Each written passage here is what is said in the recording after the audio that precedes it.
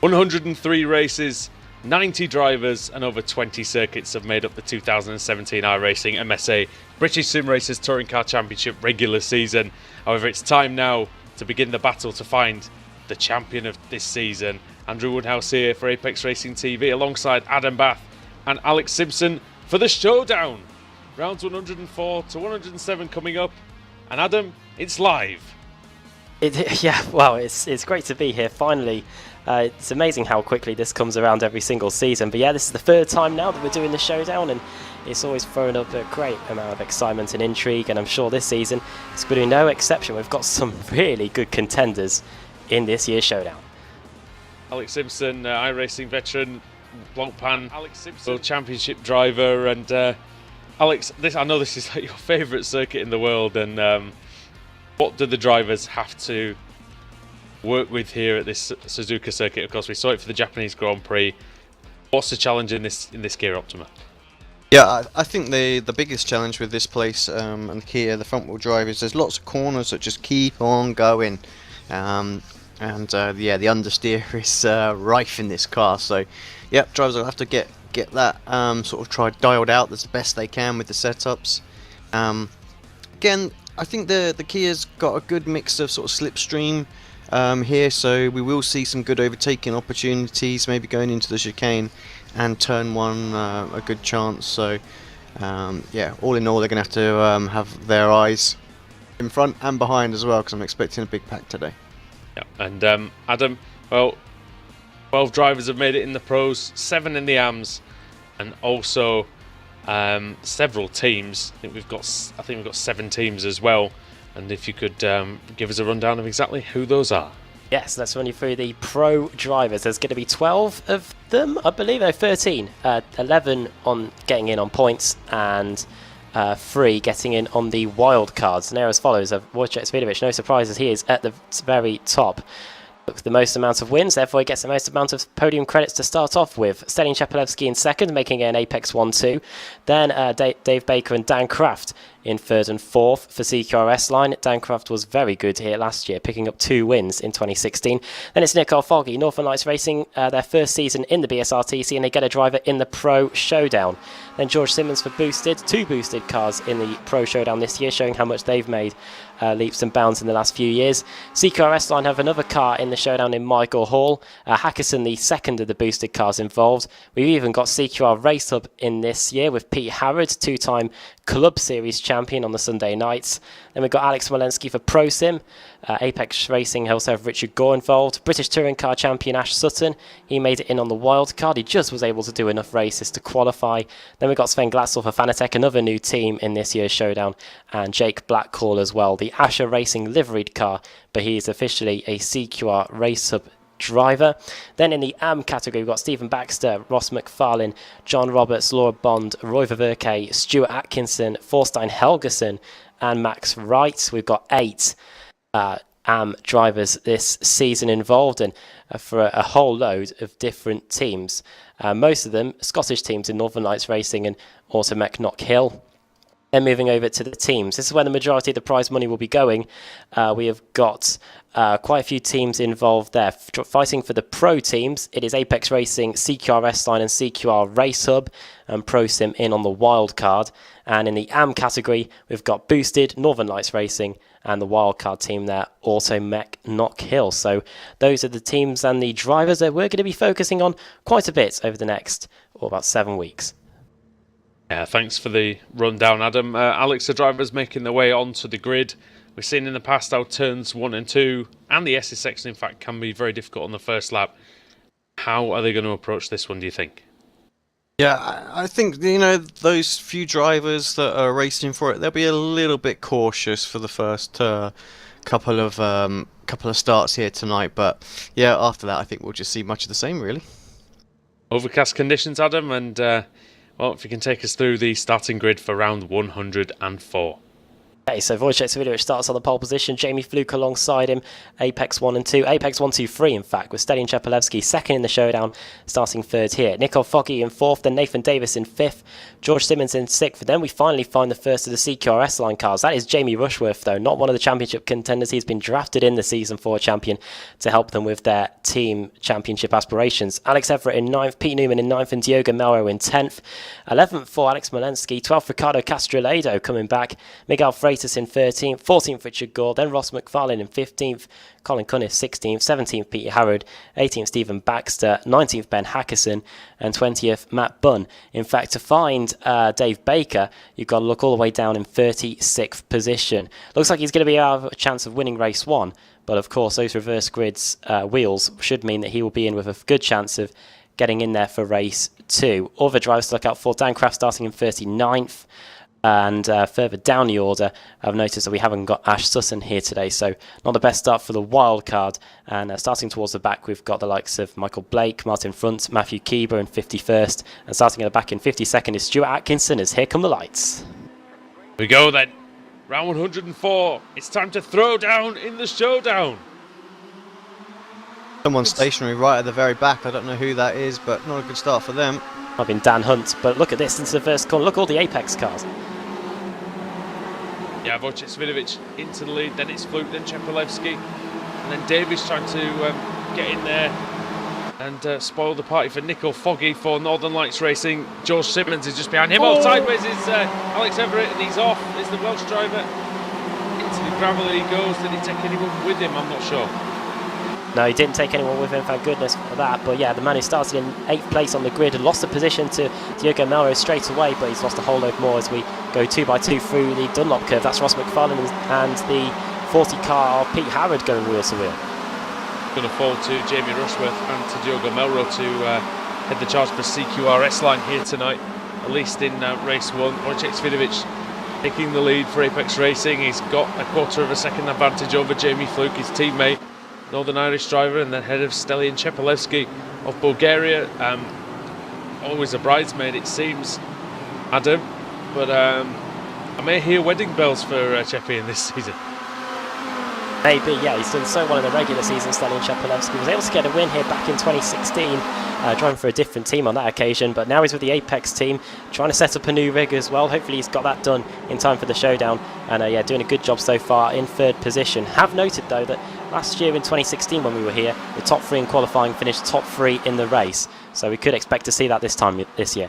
Can I just point out as well, Alex, that Jamie Rushworth's connection is absolutely terrible. It's exactly what I was just going to say. It's absolutely awful right now. So it might be only one-sided. He can see everybody, but yeah, everybody's struggling with him at the moment. So might be worth him letting Diogo Melro go through actually, and because at the moment it'd be very difficult for Melro to race in and around his teammate. Well, look what we saw on Tuesday night with that really dodgy connection. Yeah. I can't remember who it was, but it actually caused them about a 5-car pile-up, didn't it? And as far as we know, there was no physical connection between them or contact, but yeah. Here comes Rushworth. Oh, crash in the background. I think that's Pete Newman. Might be Rusty Laidler. Oh, sorry, it's Laidler, sorry.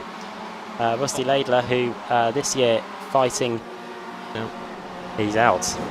Simmons and Rushworth going side by side, two drivers who won't have raced each other a great deal, don't think. And where's Rushworth gone? You see, this is the problem for Diogo Melro, is he won't be able to see that, and I think maybe Jamie should just allow the Portuguese teammate of his to go through and maybe attack George Simmons himself, because at least he knows, Adam, where the boosted motorsport car is at all times.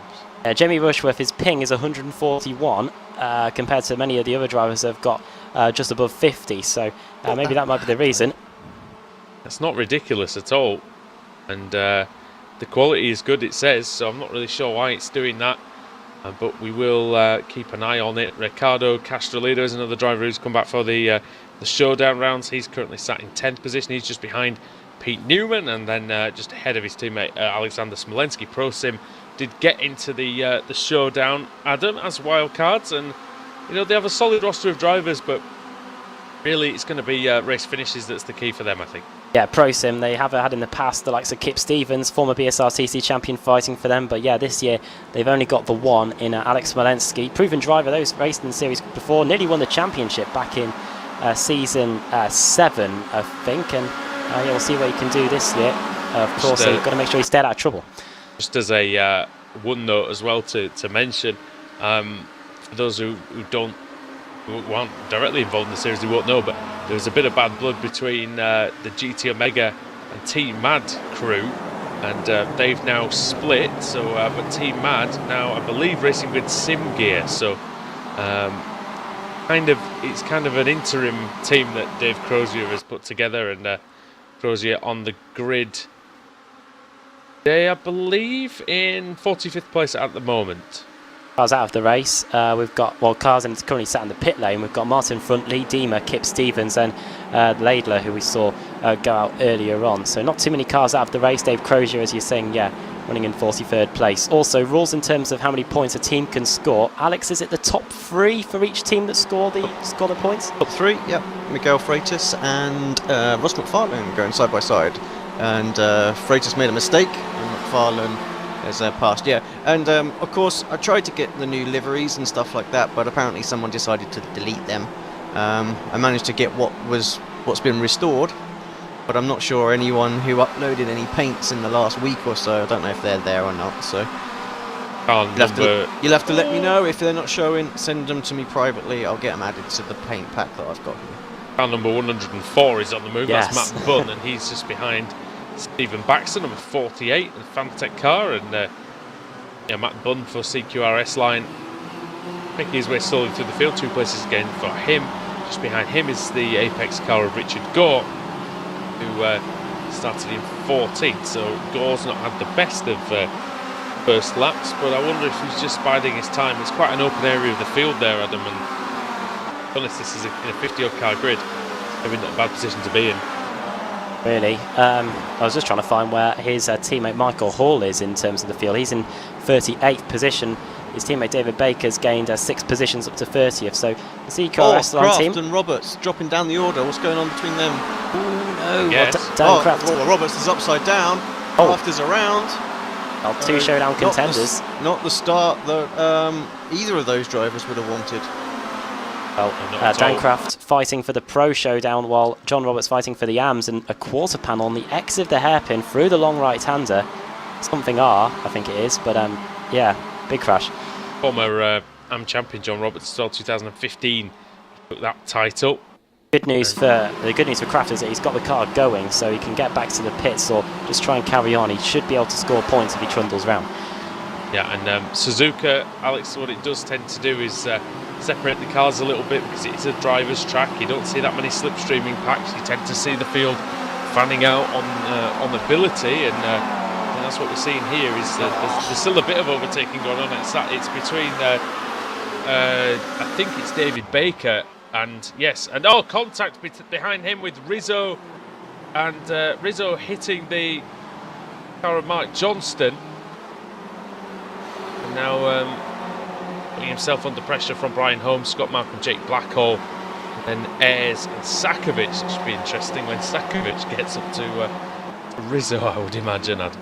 Yeah, Jake Blackhall also in the mix there as well, and yeah, watch out for Rizzo, always watch out for him. Blackhall with the Asher Racing livery, but is a CQR Race Hub driver, managed to get in on the wild card as well, and is running in and amongst that pack in about 33rd place, 7 positions gained for him. Magic Sakovic, of course, a former Club Series champion. So he knows how to pick up the points in important situations, Adam, and we're looking to do the same here. He's right behind his teammate, Jamie Ayres. Smolinski and McFarlane side by side. Sorry, guys, right on screen now, going into Spoon. For 11th place. Contact. Sakovic hitting Blackhall, and Ayres turning him around and then getting hit from behind. Michael Holm gains a couple of places, says thank you very much, and the CQRS line driver goes up into 34th place. Sorry, Alex, to put you off there. That's all right. Sorry, we were too busy watching the other battle as well, because Smolinski managed to get that place, and then you had Matt Bunn and Harrod also on screen at the same time, having a great little battle, and they're still going at it right now. Yep, indeed they are, and Harrod is ahead into 130R. And I wonder if there might be a move by the Northern Lights Racing car into the Casio Triangle. Colin Cunniff having a look. And there's a bit of contact, as there sometimes is at that was very tight chicane. Baxter on Bunn, that was. Yep. Remember when we were here 2 years ago in 2015. Remember Wojciech Swidericz getting turned around in the Casio Triangle. Oh, Smolenski having to defend massively here from Ross McFarlane, number 46. He's going to go up the inside into turn 1. It's a tricky manoeuvre to attempt. Can he do it? No. Got some change for positions up front as well, Cheppy. guys. Cheppy up to second place. Fluke drops down to third. Pretty sure that might be in tactical. Of course, Jamie's right only there. filling in, but Simmons managed to get past Davis, and Rushworth took advantage of that as well. Let me see if I can get that up on a replay as well. Yeah, Davies down to 7th now, but I think that's still pretty good. Diogo Melrose dropped off this group as well. He's now 3 seconds behind the Welshman. Pete Newman's just behind him in 9th. Wojciech Swidericz has won 14 times this season, hence why he's top of the top Won of the more list. times than that. He's won 20 times, I think. Or 19 times. Sorry guys, just to interrupt. So I'm watching the replay back, and actually Davis just got the line all wrong coming out of the final corner. Got onto the grass, got a bit sideways, killed his momentum, and that's what allowed Simmons and Rushworth through. Yes, you're right, Woody. Yeah, 20 times plus in fact. But he's won race 1 14 times. This there year. we go. Sorry, yeah. But yeah, That's impressive in itself, by the way. basically how good difficult he's to been in the win. qualifying. Yeah. Yeah, it's difficult to win race 1. Honest with you. Mark Woodhouse up to 20th. Also having a good run here is Josh Thompson, and has a clean car, which may be a surprise to many. However, he's looking fairly quick out there. 2:10.7 on the last lap, and that's compared with Wojciech Swidericz 2:09.2. But Thompson is in the traffic of Adam McNally. Look at this gaggle down and around sort of 18th place. I'm looking at Hackerson.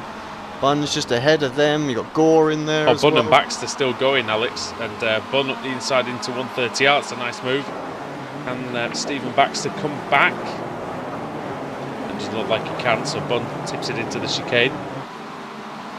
A pretty decent exit. Oh, a bit of a wiggle on the exit from Bunn. A bit unusual for the front-wheel drive Kia Optima. Wonder if he just took too much of the curb, Adam, maybe unsettled the car slightly. Curbs are pretty high going through that final corner, aren't they? Yeah, he's now right under real pressure from Stephen Baxter with that lot of damage to the front of his Kia Optima. And Hackerson having a little look into the first corner, but you've got to be really brave if you're going to try from that far back. And Hackerson slotting in 18th place for now. 19 wins for Wodge, by the way. This one, if he's able to hold on for 2 more laps, he'll be win number 20. He's not shy as Ben Hackerson. Not shy about trying to move up into 17th place. Foggy's getting really close to Jamie Fluke as well. It is an Apex 1-2-3 for now, but if Foggy continues at the way he's going, then this could really spoil the party for the team, for the trio at the front. Lap time last time around 2:09.9 for Foggy, 2:10.4 for Fluke. Of course, Fluke was letting Cheppy go, and a car going slow is Davis. Slow down for Davis. It looks like coming out of Degner. He's just about got it back up and running in time to. Oh, I was going to say in time to defend from Diogo Melrose. Davis having real problems here and losing out to the Portuguese, but he has managed to drag back past Pete Newman, taking a long way around the hairpin. That was a strange incident. I don't know why he. I mean, he may have got a slowdown, but I'm not sure why he took such a generous line through the hairpin. Oh, Castrolado having a little look as well, and off Newman and off goes Davis as well. Both of them going off a spoon curve. 2 positions for Castrolado. Yeah, nice move by. Some problem for Davis Frenchman. there, isn't it? It's dropping down and down and down and down. So not sure what's going on there. Davis has got all sorts of trouble. He just needs to finish the race, really. Front pack's really closed up as well, isn't they? So you've got Simmons and Rushworth now with them as well. So if any of them get in there, if perhaps Foggy starts to show his nose in a couple of places, you never know what that could lead to. Not too many times you can say in the BSRTC that we've had a team finish 1-2-3. It's happened on a handful of occasions. Apex has done it before, back in 2015, with the likes of Thompson, Gore, and I think it was Blackhall at Watkins Glen. Also Pete Newman Media. Davis's car looks like it's fine now, but he has lost a lot of places. He's down in 19th place. Biggest mover in the field today. It's very hotly contested between Josh Thompson and Mark Johnston. 16 positions gained for both of them. Johnston currently sat in 26th place. Josh Thompson in a 21st. Yep, and Thompson making a rapid rise through the rankings as we see, and Adam McNally going with him too. Diogo Melrose, something's happened to him. He's lost a few positions recently. It's his race of teammates gone by. Oh, he went off at turn 1. That's what happened. Castrolado and Newman both through. Yep. Cheppy very, very close for the lead. Will he go for it? Are they going to play the team game? Or is he going to go for it maybe? Or who knows? I know from my point of view, there's no team orders. So that's all I can say. Unless they what they've agreed internally. Oh, he gets very close. I don't know. And Foggy just nudges Jamie Fluke, allows George Simmons to have a little to get interested in the battle. Well, Chepelevsky's 30 points behind Savidovic going into this first race of the season in the Showdown. He needs to win the race, really, don't you? He needs to get one over on him. And, you know, but the one thing they don't want to do from a team's point of view, from a neutral perspective in the commentary box, is to take each other out. The last time Wojciech Savidovic won a race was back at Sonoma. That was race 92 of the season. This is now round 104. In a while since they took a win. Not often it's been that long since he won a race. Yeah, I mean it's a big gap by his standards. As because he wasn't at Bathurst last week. He wanted to focus on getting ready for the Showdown, coming through the final corner. Simmons having a look there into the chicane, but it's going to be Wojciech Savidovic that takes the first round of the Showdown. Round 104 goes to Apex Racing, and it's a 1-2-3. Fantastic. For them, I mean, as Nico Foggy comes home in 4th, Simmons in 5th, and Jamie Rushworth manages to get 6th in the end without being disconnected. Look at this gaggle coming across, and there's a massive gaggle starting with Alex Everett, just behind Alex Everett actually, Jamie Ayres, Blake, Malcolm, Paul Wright, and some of the others as well. Richard Gore was Hunt, I think, as well. Richard Gore was very slow on the back straight, but he picked up some speed again, lost a few positions. Apex were talking about tactics during the evening. I don't know whether that was something to get Richard Gore near to the reverse grid, but yeah, he lost a few positions on that last lap to Thompson and McNally. He finishes in 21st place. Couldn't tell whether it was a slowdown penalty or not. But you can get them quite often here at Suzuka. We've seen a few of them in previous races. But yeah, a good performance by Apex Racing, getting the 1-2-3. And driving all round, really. Only 7 retirements in the race. And Adam, if you could run us through the finishing order there. Okay then, first finishing order of the Showdown. And just like last year, it was as the top 3 finishing 1-2-3, except Chepelevsky finishing ahead of Fluke. But Wojciech Savidovic takes his 20th win of the season. Cheppy 2nd, Jamie Fluke 3rd. 4th for Nicole Foggy, 5th for George Simmons. Jamie Rushworth getting 6th place in the end. 7th Ricardo Castrolado, 8th Pete Newman, 9th Diogo Melro, and 10th Alex Smolensky. The only car to gate crash that top 10 was Ricardo Castrolado, who started in 12th.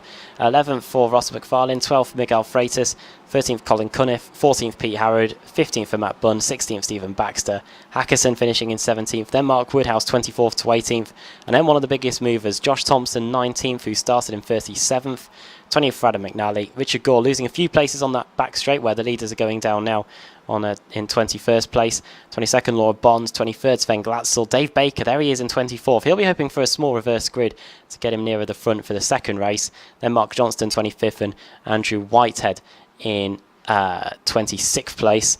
27th for Brian Holmes, 28th for Zaire Rizzo, then Nathan Davis dropping down to 29th place in the end after starting in 5th, had some sort of issue towards the end of the race. Jake Blackhall in 30th, Alex Everett, he started inside the top 10 as well, but we saw what happened to him, that spin in the S's on the opening lap of the race. Jamie Ayres 32nd, 33rd Michael Blake, 34th for Scott Malcolm, Michael Hall, a Showdown contender there, finishing in 35th place, Max Wright in 36th, 37th for Dan Hunt, 38th Rob Graham, 39th Dave Crozier, and 40th for Maciek Sakovic.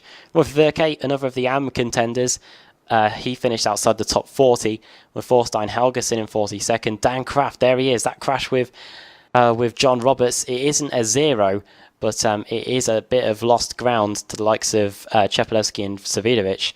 And we've got Vlad Zyanchovsky in 44th, 1 lap down, along with Stuart Atkinson. Atkinson will be the car on pole. We get a full. He's the last classified finisher in 45th. And we've got the cars that did not score any points. Matthew Keeber, 4 laps down, 0 for him. Big 0 for John Roberts. 5 points off the leader going into the AM Showdown, but a 0 for him could really hamper proceedings. Lorne Murray 5 laps down, Martin in front as well. Lee Deemer, Kip Stevens, a 2-time champion, finishing in 51st, and Rusty Laidler, the first car out of the race. He finished in 52nd, 6 laps down. I'm not sure whether Sajanchovski and Atkinson are going to actually make the reverse grid if it's a full. I didn't see. Did we see whether they finished the race or whether they got disqualified, Adam? Zajanchovski did pit during the race, so I don't think he was DQ'd. And Martin Front the same as well. I think he pitted. Oh, but Martin Front was 5 laps down. It's Atkinson. Atkinson you're after. Yeah, he pitted as well. So, yeah. Okay. Well, 45 cars finished, Alex. That's pretty good, I think, from a 52 car grid, even for a race 1. Yep, no, not bad at all. Good race all round, lots of little battles going on out there as well. So, yep, more of the same, I think, for the next one. Should be interesting. Reverse grid, we'll see what we get in a moment when we bring the wheel up. But yeah, it's going to be interesting. Overtaking, not quite as easy as we thought, but there was still enough of it. So, I think the quick guys should be able to get through. Yeah, well, it is just that time where we are going to get the wheel of fortune, or maybe the wheel of misfortune for some people. I'm not too sure, but. Alex, over to you, my friend. Right, here we go.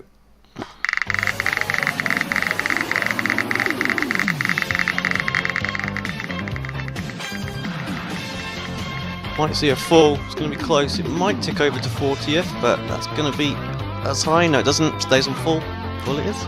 Oscar Atkinson then is going to be on the pole for the second race of the day. Vlad Zajanchovski is going to be starting alongside him on the front row. That's going to be interesting to see. Dan Kraft is going to be one happy driver indeed. He's going to be starting third on the grid. He won race 2 here last year, starting from third on the grid. Lightning couldn't strike twice, could it? Well, it could. We'll see. We'll see what he can do in that one. But well, we know that. Like Alex said, it's difficult to overtake here, and you've really got to be precise coming through the traffic. So we'll see how they get on after this break when the iRacing MSA British Sim Racers Touring Car Championship continues with the Showdown. See you in a bit.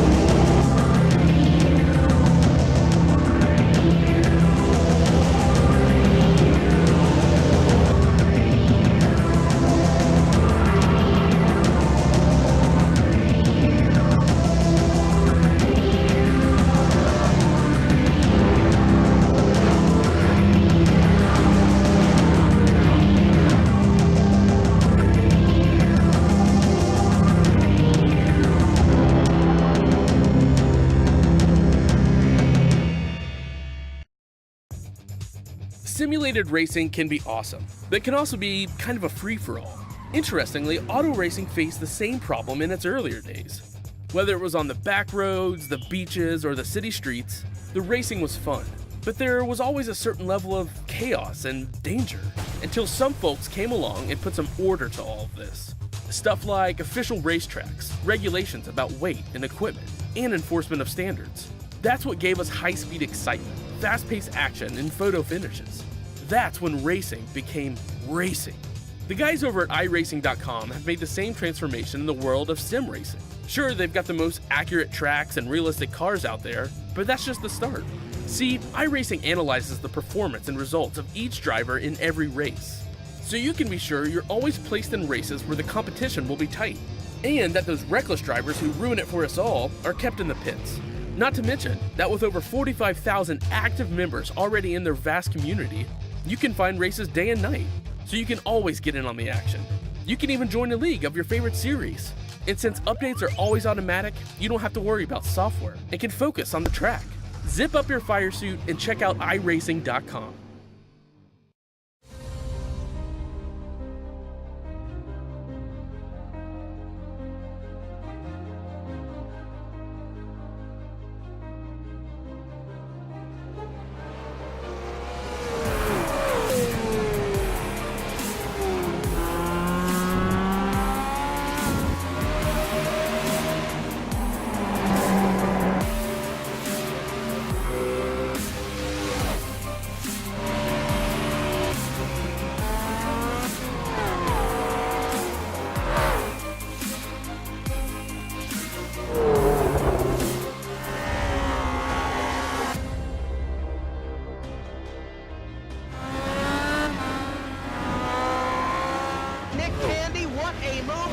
in the outside contact made. 56 slides it into 4. Who's going to be at the stripe? Dead even. Give it to Ryan Truex. Truex is your winner over Tandy.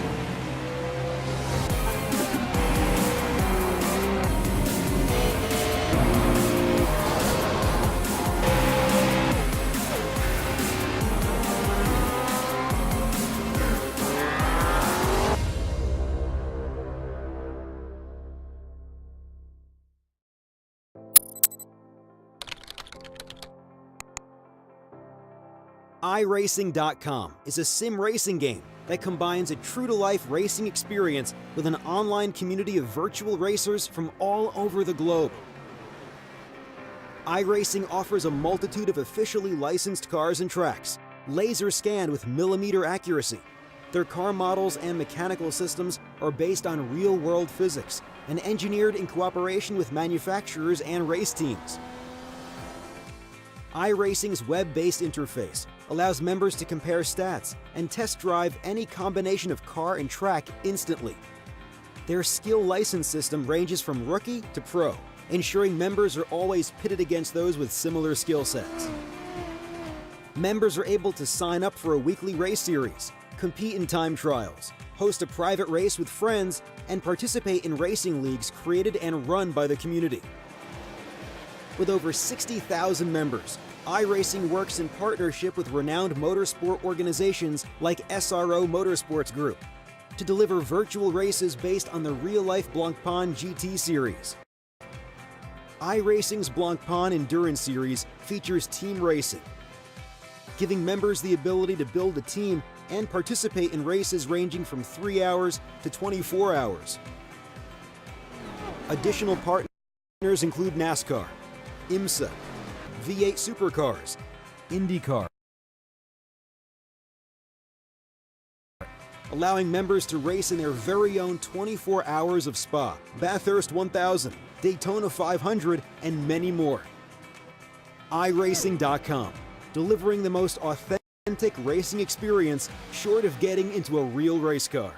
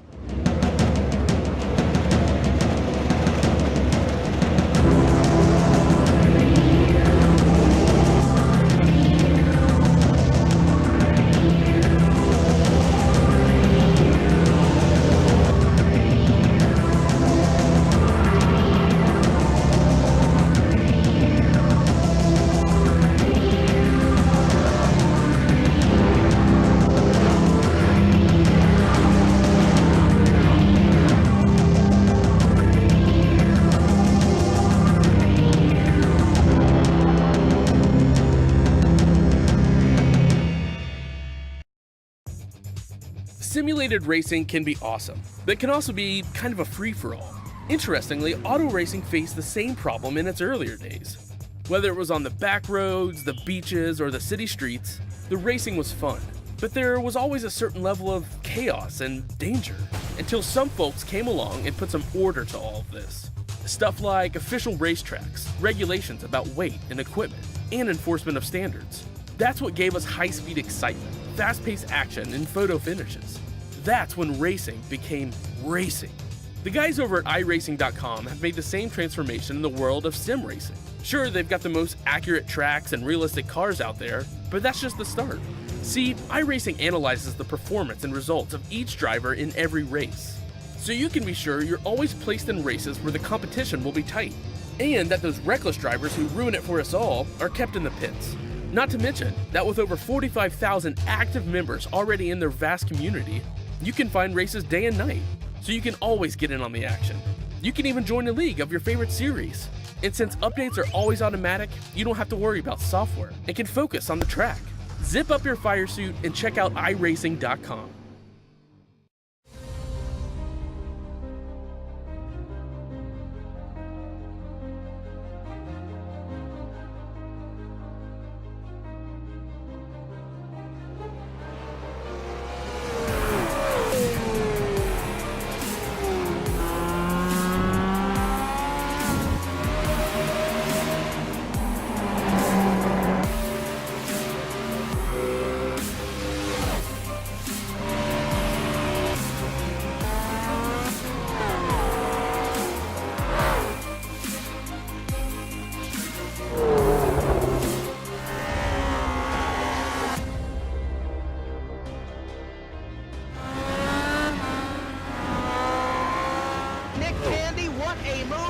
On the outside, contact made. 56 slides it into 4. Who's going to be at the stripe? Dead even. Give it to Ryan Truex. Truex is your winner over Tandy.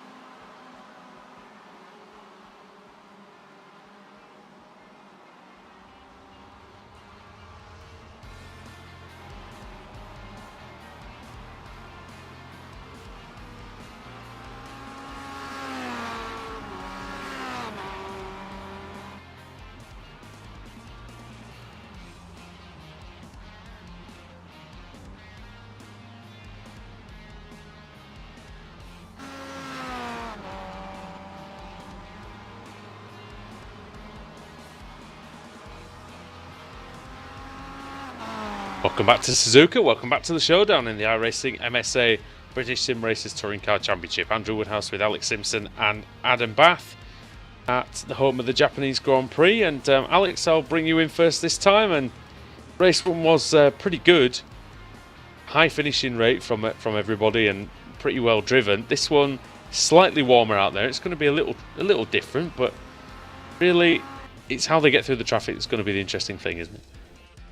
Yep, hello again everybody, good to be back, looking forward to this one. But yeah, you're right Andrew, definitely all going to come down to sort of how the guys can work the traffic the best. Of course, good finish for the Apex guys there, 1, 2 and 3, but now they've got the toughest job with the full reverse grid, so it swings and roundabouts. There's a good mixture of drivers sort of out throughout the rest of the field, so yeah, it's going to be interesting. Drivers like Dan Kraft, of course, he had his accident, so he's going to be right up the front for the next one. So lots of lots could go on this race. We'll have to keep an eye out for it, that's for sure. All right, well, Stuart Atkinson's going to be on pole, and Vlad Zayanchkovsky, we saw him on Tuesday night in the Mazda. He might be starting alongside. We're just waiting actually on his car, and there it is. And Stuart Atkinson will try and make a good start here. Few cars looking set to start from the pit lane. Sakovic, Crozier, Graham, Johnston, Glatzel and Thompson, plus a few others. Here we go. Go then. Red lights are on here at Suzuka. The green light is on. And the second round of the Showdown's underway. It's a decent start by Atkinson. It's a very good start by Dan Kraft. He's already ahead of Zion Chkowski as going to first corner. Thorstein Helgeson is in 4th position. He is going to sweep in front of Dan Hunt. And Dan Hunt also getting past Roy Ververke. So everybody looks like they are through turns 1 and 2 okay at the front. How's it looking at the back, Alex? Yeah, so far so good. Everyone seems to have got... Oh dear. Oh, big crash. It's Dave Baker, it's Richard Gore, and a melee. Oh god, track is literally blocked. Oh, look at that. Well, Absolute scenes here. And, well, And this is why we should have a safety car. I mean, that really needed to be deployed there, didn't it? The track was completely blocked. yeah, I think Richard Gore has got a blown motor. oh, motor. Well, he is trundling through the gravel. He has got damage, so maybe things aren't playing about way. Toast.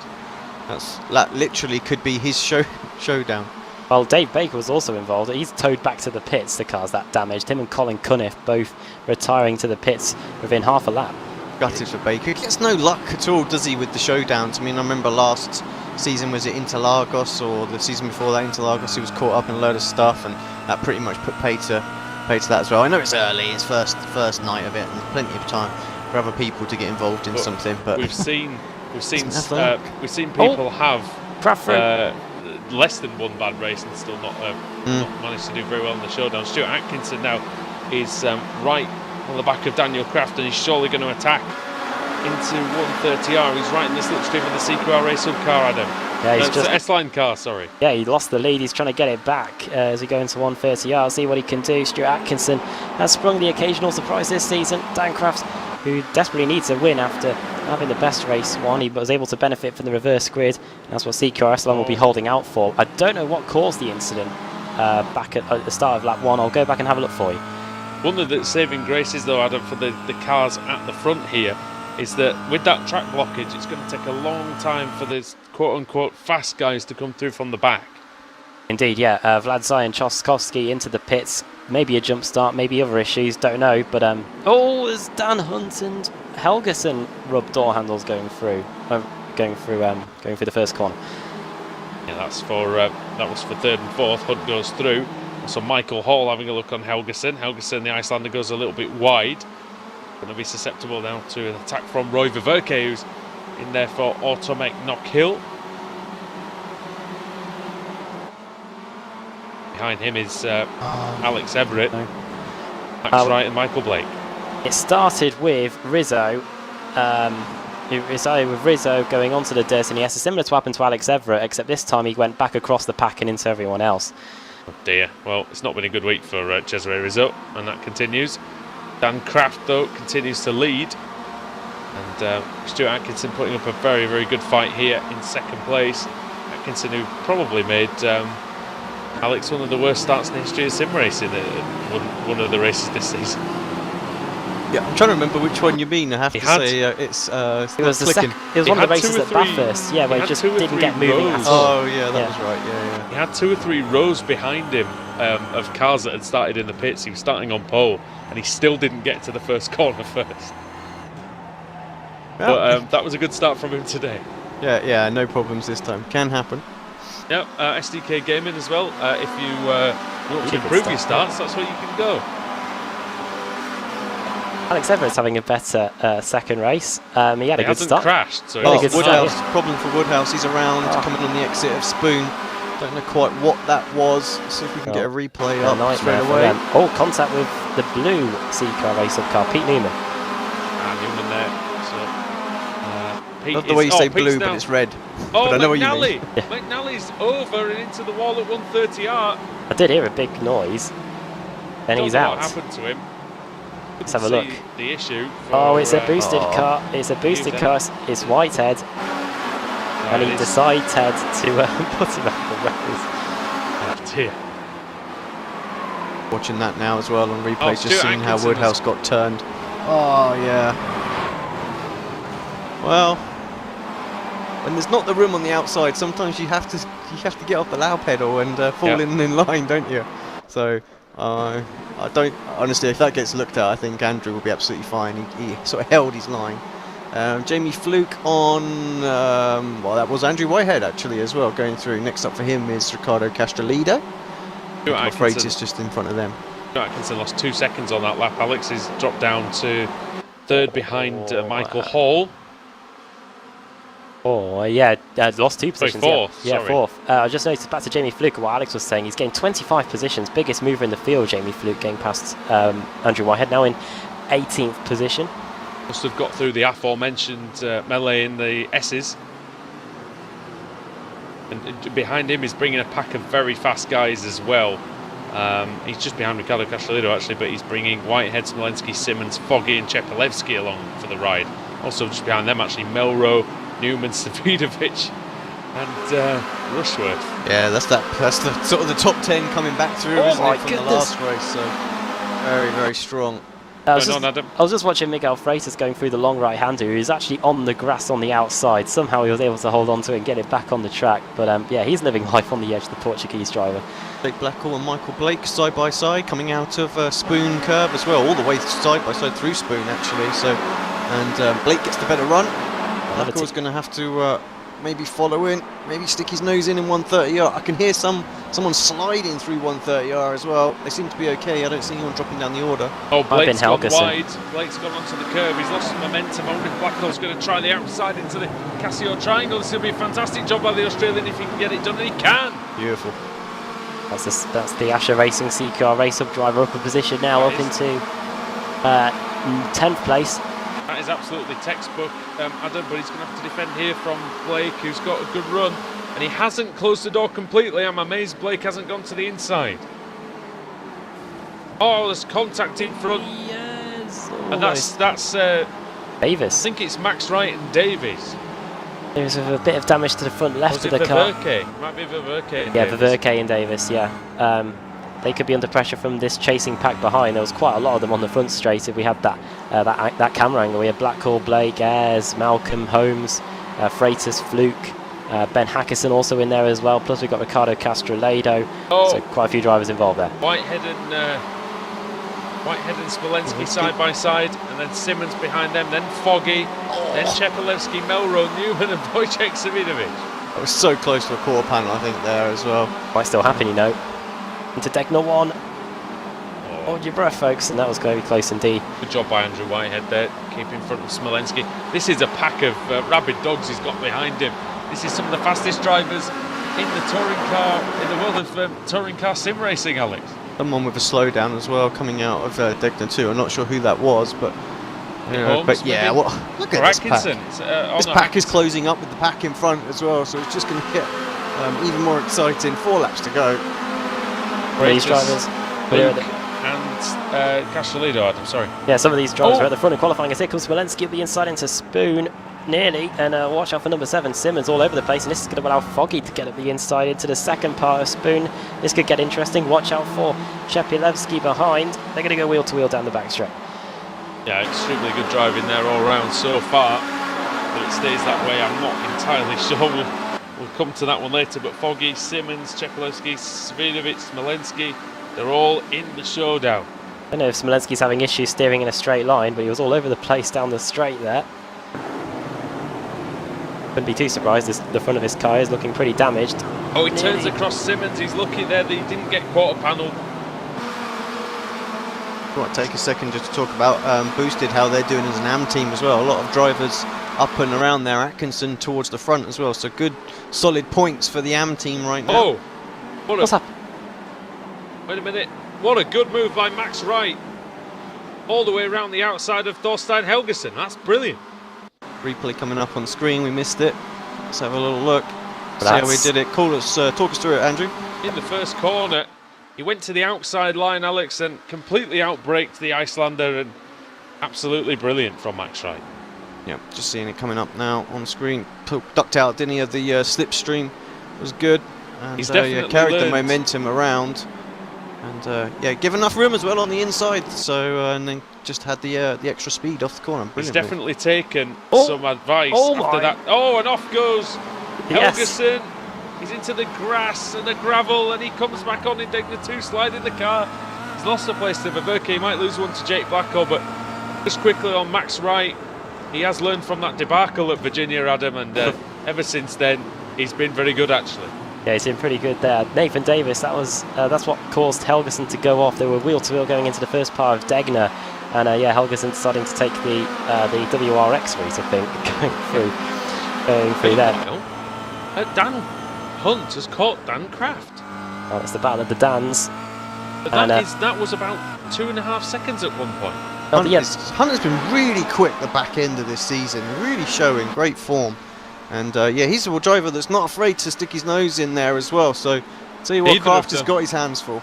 Neither of them are, Alex. We've seen many times that Dan Kraft can be aggressive as well. He covers the middle, which is a good thing to do into the Cassios chicane, because what it does, it just means you're not too tight on the entry. Remember Giancarlo Fisichella, Adam, he made the fatal mistake of defending all the way to the inside line against Kimi Raikkonen in 2005, and he paid for it with his victory. What a race that was back in 2005. We're seeing a similar thing here as we go down the front straight. Dan Kraft defending the middle. Hunt going for the inside into turn 1. We've still got 2 laps to go. Dan Hunt's last win was at Suzuka back in race 83. Huge pack of cars coming down the main straight. Where did Dan Kraft win, sorry? And Dan Hunt's last win was race 4 at Spa back in race 84. Dan Kraft won race 2 at Sonoma 3 weeks ago. Go then. Brilliant battle for this victory between the two Dans. Michael Hall is coming back to this slowly as well. I don't think he's going to get there in time unless they start battling, but it's a good race this for CQR. And Nathan Davies doing a good job for Apex Racing in 6th place as well. And for Pro Sim, Castellido, Smolensky inside the top 20 as well, and Daniel Hunt. Yeah, good points being scored by all of the Showdown teams right now, isn't there? What about Race Hub, Alex? Have they got anybody? It looks like Race Hub are the only ones who really haven't got it together in this race. Really. Yeah. That's it, this one. And got Pete Harrod, he's out of the, it looks like he's out of the race. He's out as well. Yeah, he's out. Pete Laura Newman, Bond's 25th. got awful damage as well. Did Laidler get involved in something as well this time? Yeah, Laidler would have started at the back. I think a few drivers may have had pit lane starts for this second race as well, but yeah, Dan Hunt just harassing the back of Dan Kraft here. Yeah, look at the assault that Dan Hunt's putting on Daniel Kraft's car. Coming out Spoon Curve towards 130R. It's going to defend the inside here, Alex, and it is a good move, but if you allow the car to go around the outside of you, then you are vulnerable for the final chicane. You're also vulnerable to going off the track, and that's exactly what Dan Hunt's done here. Surely he's not going to go for it after leaving the track limit. He is. Kraft guts it out around the outside and manages to survive, but I think he's going to have a job on his hands now onto the main straight as Kraft has the inside line. He's going to have to go right all the way to the pit wall. So we start the final lap. The white flag is in the air here at Suzuka. It's the 105th round of the season in the iRacing MSA British Sim Racers Touring Car Championship. Andrew Woodhouse, Adam Bath and Alex Simpson here for Apex Racing TV. We're seeing a phenomenal battle for the race win between Daniel Kraft and Daniel Hunt, Adam. Fantastic. Through the first corner we go, and Dan Kraft did a fantastic job of defending the inside line. Now it's through the S's where Dan Hunt just needs to stay behind him, really. You don't want to be foolish and try and move through this part of the circuit, because it will almost certainly end in disaster. But we'll see what he can do now. Dan Hunt defending the inside line as we go through the final part of the S's. Now into the Dunlop curve. CQRS line leading the way here, needing to get a win after Apex Racing won race 1. We'll stick with this battle here, but Jake Blackhall and Jamie Fluke are all over the back of Roy Viverke. They're looking for 8th place. Fluke up the inside of the Australian into the Dunlop curve, but we need to stay with the battle for the lead.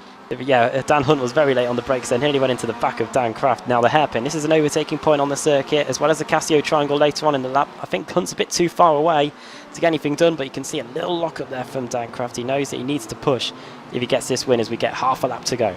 Good exit from Hunt as well. The car just looks so much more compliant than the CQR car at the moment, so Pro Sim is able to take all the right lines, turning in, it seems to go where he wants it to, even with the being unsighted, bit of dirty air, but good straight line speed from Kraft as well. He seems to sort of stretch his legs, and I think that's where Hunt's just struggling, even with this tucked right up close. Look at that exit. Oh, fantastic on the drive. Hunt's not in the showdown for the Drivers' Championship, but he will be picking up valuable pit points for Pro Sim. I can barely speak. It's that exciting.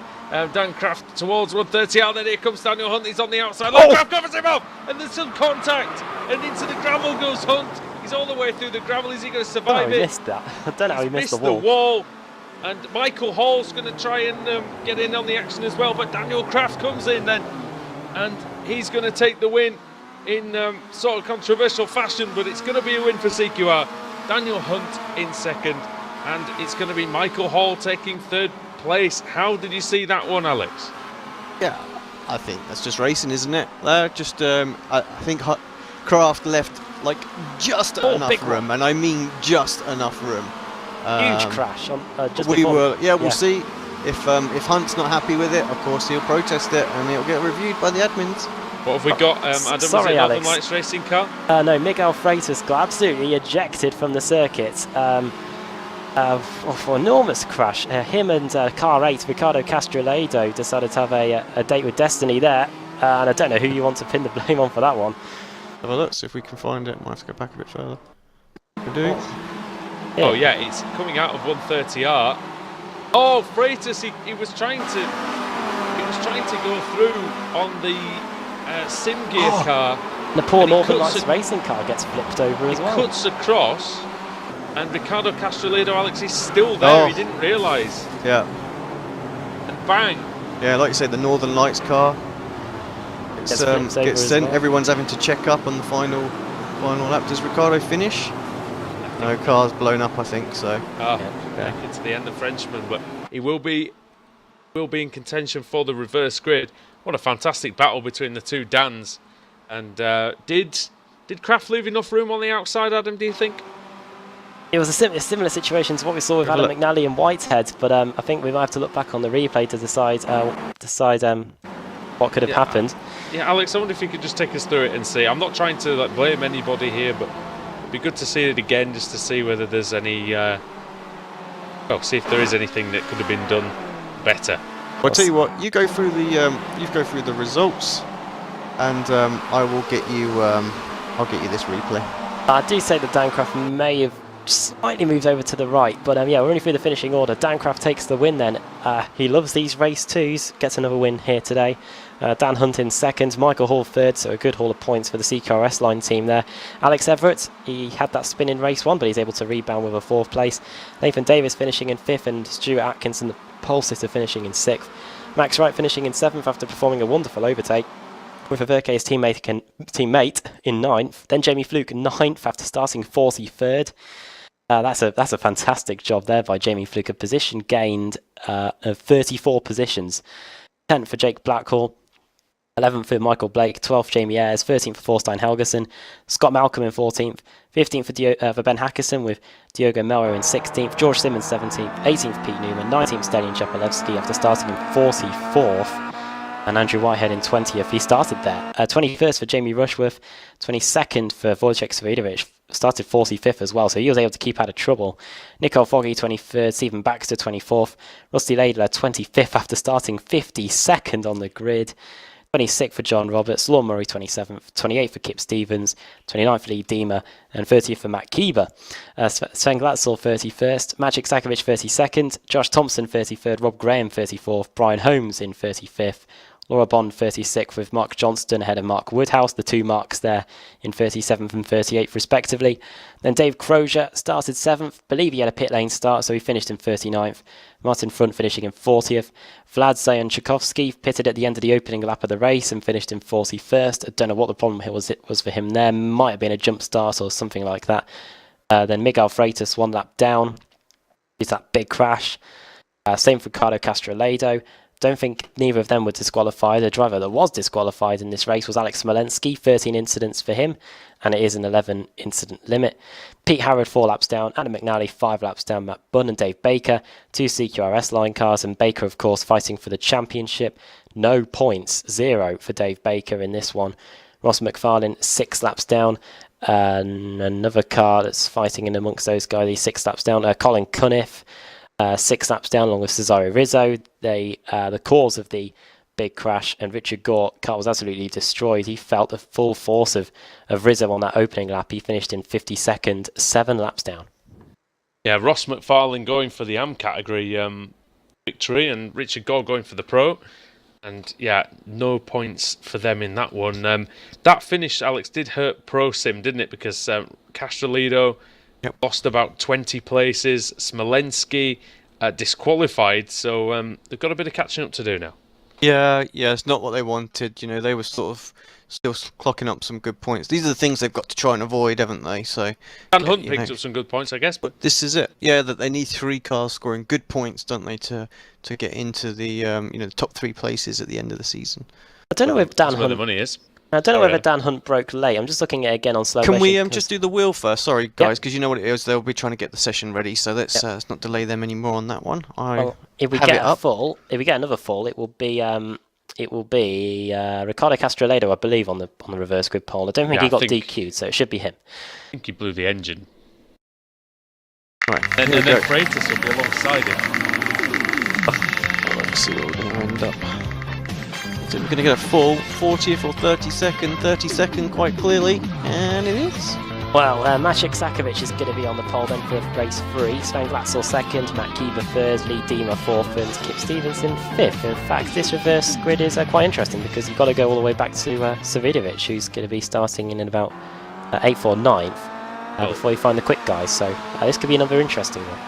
Well, in true F1 97 fashion, I'm sure Dave Crozier will be delighted with the result of the reverse grid wheel, which puts his driver Maciek Sakovic at the front. So, yeah, the magic sandwich. Let's see if he can take the win here in race 3. So we'll be back at Suzuka for the second half. Got the replay. Sorry, it's the replay. Sorry. Just trying to find what would be a good one. The chopper one I thought would be alright, but I think it's all going to be too late by the time it gets behind. No, not too bad at all. Give us a good idea. I was having a look at the left front suspension as well. There's room. Yeah. There's room. Absolutely plenty of room there from Kartcraft left. Hunt just tried to stay a little bit further over to the left, but he's had another 2 foot to go before he would have run out of track. So totally nothing wrong from Craft's point of view there. Hunt just sort of trying to pinch him in a little bit. There we go. Now we can go. That's how Alex sees it. Was he to the break? That's not how I see it, but I'm gonna defer to the expert opinion of my colleague there. Viewers, once the microphones get turned off, they'll be having it. All right. Well, we'll be back in if we are back. That is in after the other side of the commercial break, where we'll see race 3 and 4. We've got to have some action at the front and at the back, everywhere you look here at Suzuka. Back with the showdown after the break.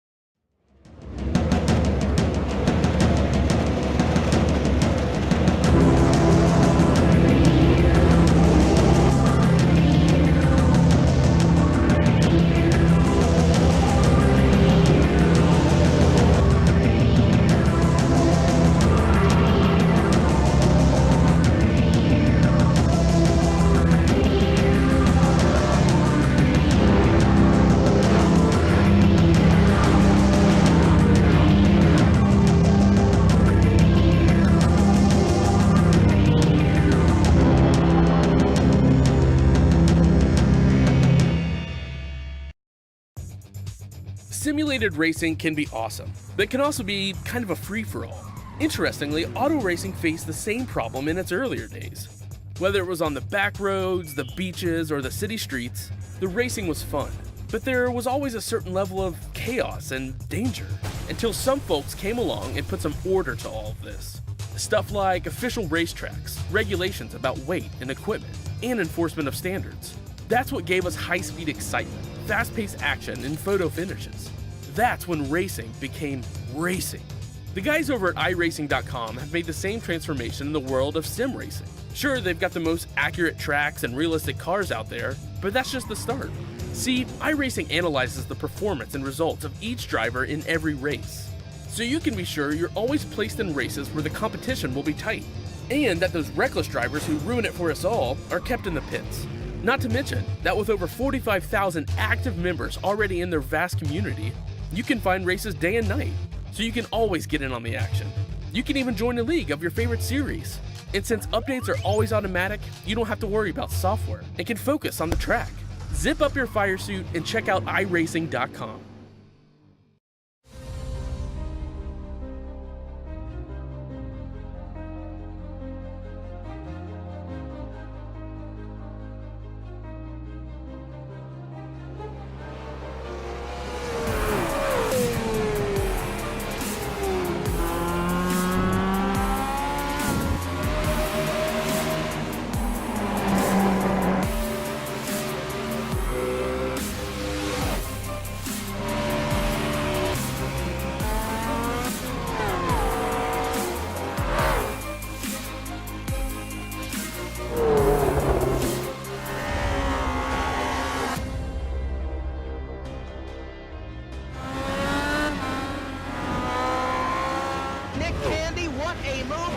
the outside contact made. 56 slides it into 4. Who's going to be into stripe?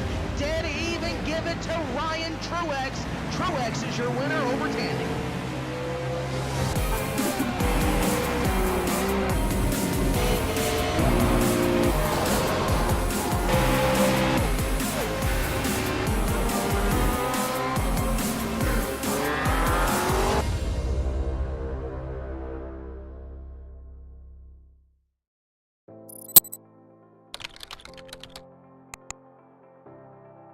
iRacing.com is a sim racing game that combines a true-to-life racing experience with an online community of virtual racers from all over the globe.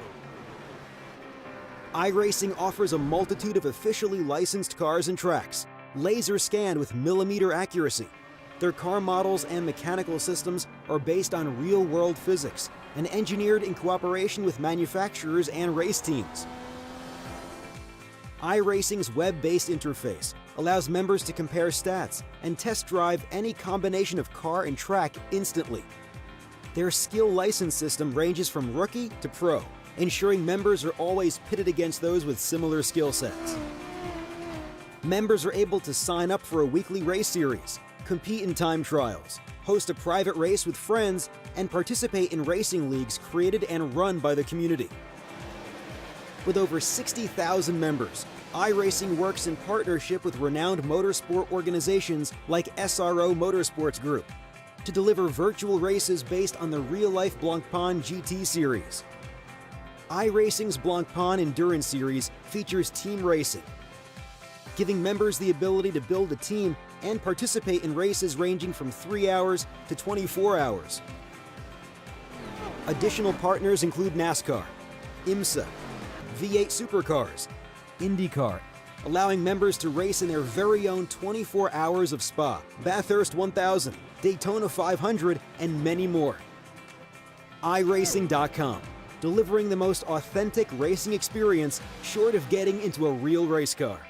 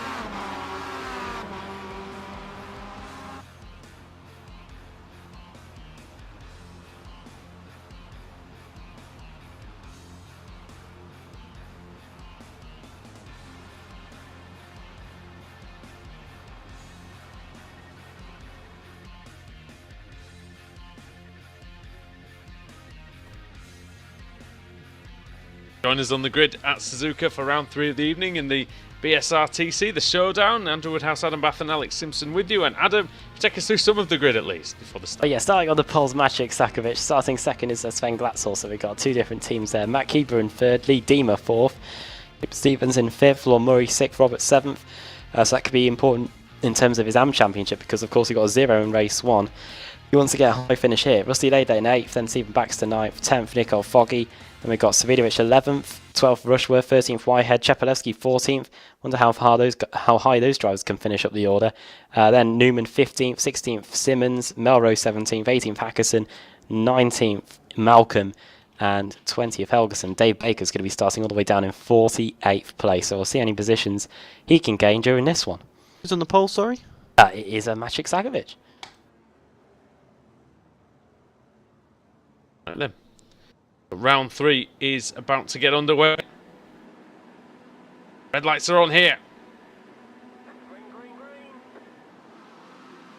The green light is on.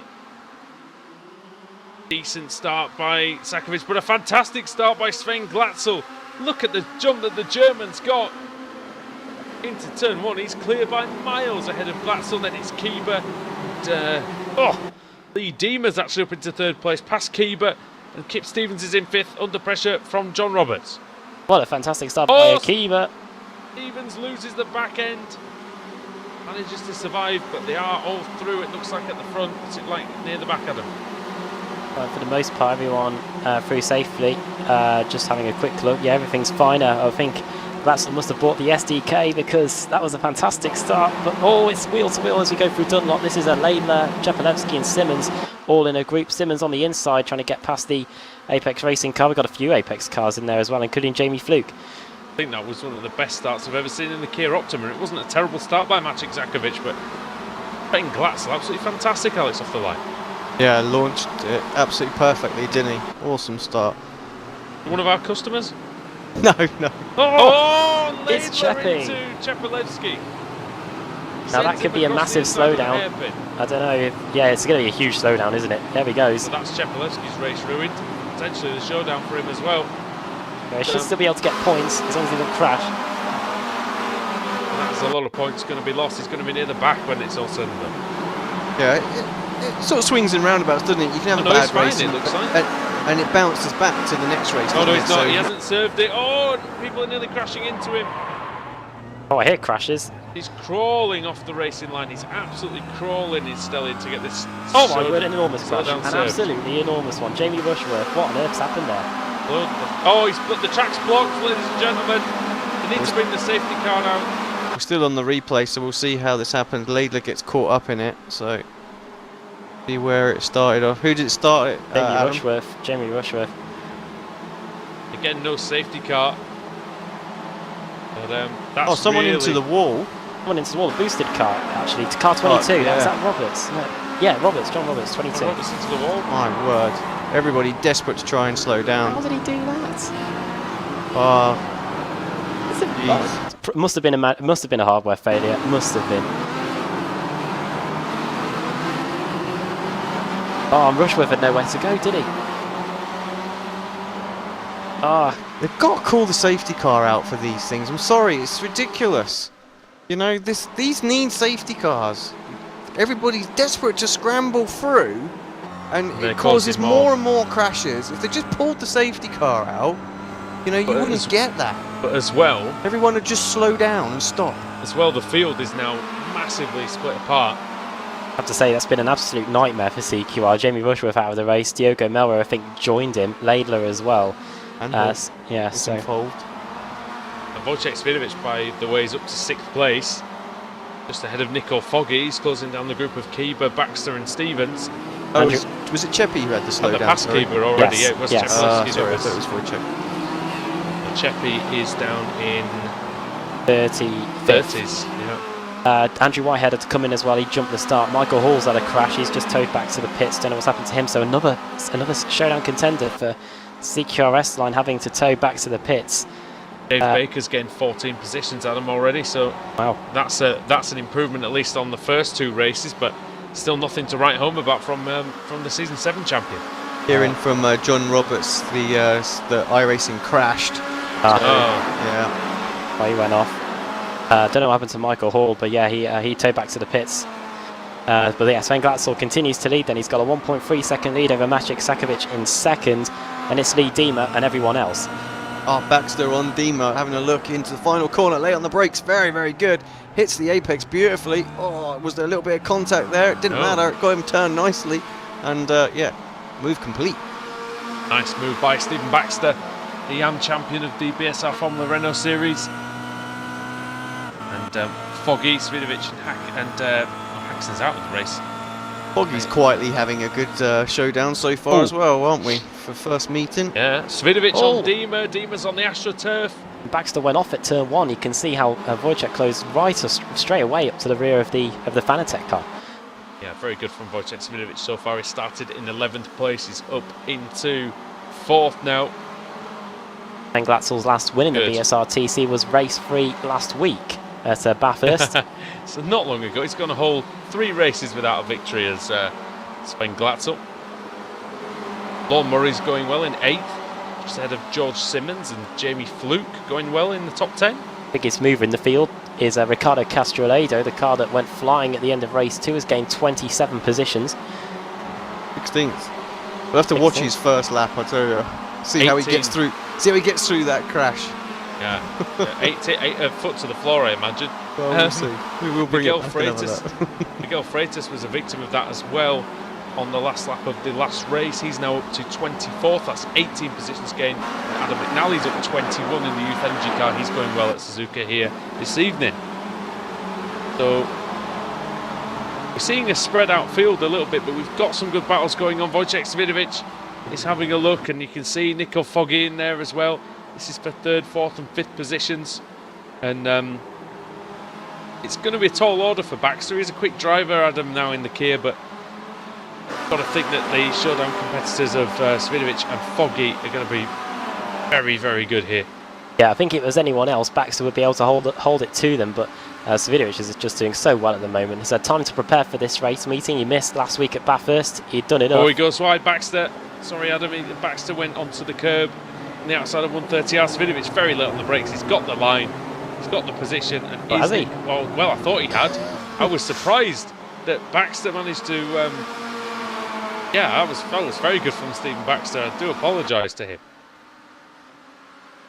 At the front straight we go then. See what happens. You can see they're right up against the pit wall here. Watch out for Nicole Foggy as well. He's, as Alex was saying, he's having a fantastic showdown. Svidovic to the outside around the first corner. That should be the position, but Baxter again up the inside. I'm not going to say anything until they're completely clear of each other, because they are still side by side. Baxter's still going to try and hold it around the outside, and he still manages it in turn 3. That is absolutely outstanding. Turn 4, Svidovic was on the outside.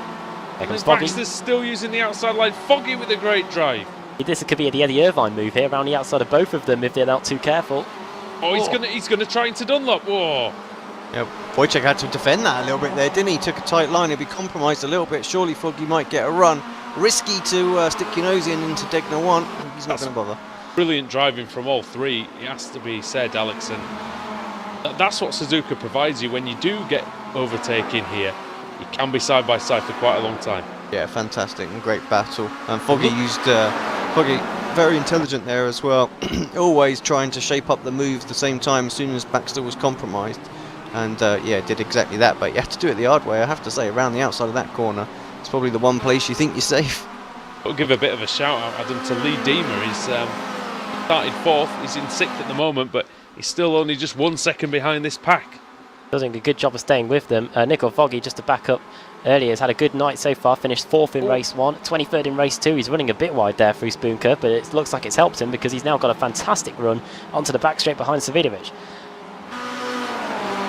How he's closing then Nico Foggy. And Svidovic, is he going to have to defend into 130R? I don't think he is. He's got good straight line speed in that Apex Racing car. Maybe Foggy just eased off a little bit to get a better run through the corner, and he has done indeed. Look at that. Right behind the rear bumper of the Apex Racing car into the Casio triangle. Might have been a tiny nudge there as well, but super close. Oh, look at the run he's got on the super exit as well. yeah, brilliant. Yeah. He hung back a bit so he could get the run on the exit, and that's exactly what he's done. Wodge, is he going to move over this time? You can see Jamie Fluke and Kiba are going wheel to wheel in the background. Now Savidovic moves over to the middle of the circuit.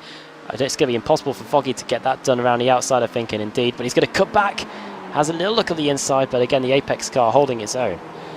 Great battle out there on the track. Fantastic stuff between Savidovic, Foggy and Baxter. And, looks like Kip Stevens went off in the background, just on the outside of turn 1, but gathered it all in nicely. He is pursuing Nathan Davis at the moment. That is 12th and 11th. Up 5 of 7. These races are going by pretty quickly at the moment. And yeah, this battle for the final spot on the podium continues to rage on between Apex Racing UK and the Northern Lights racing car. They were 0.6 of a second faster than Sakovic that lap, and of course they had that overtaking all going on at the same time as well. You have to feel that if they can get a couple of clear laps, they might get onto the back of Sakovic here. So I'm wondering, let me just go on board with Foggy. Is he trying to play, is he thinking of that as well, like bigger picture, seeing if he can get dragged up to sort of P2 and then try and have the move, or at least P3 and then take the move on Sakovic as well? Well, either way he might be laughing, because if they can get Sakovic, he's going to be guaranteed a podium at least. Jamie Fluke's coming as well. He's just got past Lee Demo going into Spoon, so that's Fluke up into 6th place now. 18 positions gained. He gained 34, I think, in race 2. So if you add that to this, he's done at least 52 overtakes in this race meeting alone. I'm surprised that they're catching Sakovic at such a rate of I knots. lifted, definitely lifted. I was on board, and yeah, maybe he's just didn't want to put it alongside, but he had an opportunity. So I think he's just playing a little waiting game here. See if he can get dragged up and to get this podium that way, and then maybe a surprise second place. Who knows? Wojciech defending the inside line. Foggy deciding that he was just going to try and take his normal line through the chicane. Worked pretty well. But yeah, I'm surprised they're closing on Sakovic so much. It was 4.1 seconds. The gap is now a second? Down to sorry, it was 2 seconds. It's now 1.2. George Simmons with the quickest lap of anybody on that last lap, 2:10.3 compared to the 2:12 being done by Sakovic in second. Simmons currently in 9th place, the boosted driver. Simmons through on Matthew Kiba. Quickest driver on the circuit at the moment, and yeah, he's through. Next up is Lee Diemer. Oh, contact between Stevens and sorry, not Stevens. Might have been was it Blackhall and Castrolido? Castrolido. Yeah, it was. Lenski side by side with Gore. There's some battle going on further back as well. Hunt trying to come back through after his great race last time as well. Just in the background, there he is, around the outside of Martin Front. Oh, and there's contact. Front around, and I think he's going to save it. He's going to lose a few places. Oh, Sakovic off as well. Sakovic went wide to the exit of the second Degner. This could be it. He's got the speed still, Sakovic. That Kia Optima, and holds the inside line into the hairpin. Like I say, former Club Series champion, not an easy driver to get through on. He's going well here for Team Mad. In the first ever season of the Club Series, in a drag race to the line, him and Ben Hackerson, it was those two fighting for the title. What an unbelievable finish that was. You had the pleasure of commentating on that one. Had the pleasure of winning in that very first season as well. Yeah, and well, winning is something that's definitely on the mind of Sven Glatzel at the moment. He's just going to have 1 lap to go when they get to the line this time. 4 seconds clear.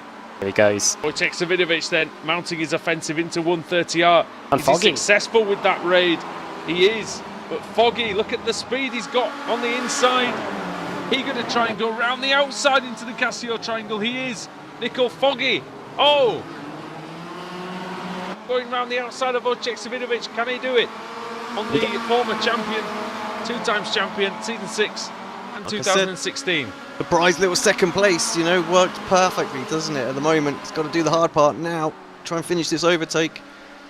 We Best go then. opportunity. Go on, you're on the Into outside. Into turn 1. Oh, Last this is lap. brilliant. Absolutely fantastic on the last lap then. On Savidovic and Foggy. Sakovic is Oh, done. he's turned in. And Savidovic might be done now as a quarter panel is administered. Is it the lethal injection though? He's going to be... He's going to finish still. Yeah, in fact he hasn't lost many places. He's just rejoining ahead of Lee Dima, so he's down to 7th. Might have a slowdown penalty to serve. I think he has. I think Dima goes they round the go pretty outside. much straight away from there. Dima went through. That's a good move. Down to 8th goes Sakovic Wojciech. back to second. Oh, he's turned Savidovic in. hits Dima, and that's just impetuous from Savidovic. Dima was doing nothing wrong, and Savidovic just comes in, and yeah, that was a mistake. I think lack of judgment there. Could have been Dima's not thinking happy. big picture. He's got a Dima's chance not of- happy. Oh, got a chance of picking up a penalty here, Alex, if he's not careful, Savidovic, and he doesn't want to do that to add to the trouble. Yeah, because we would have had a couple of 4Xs now.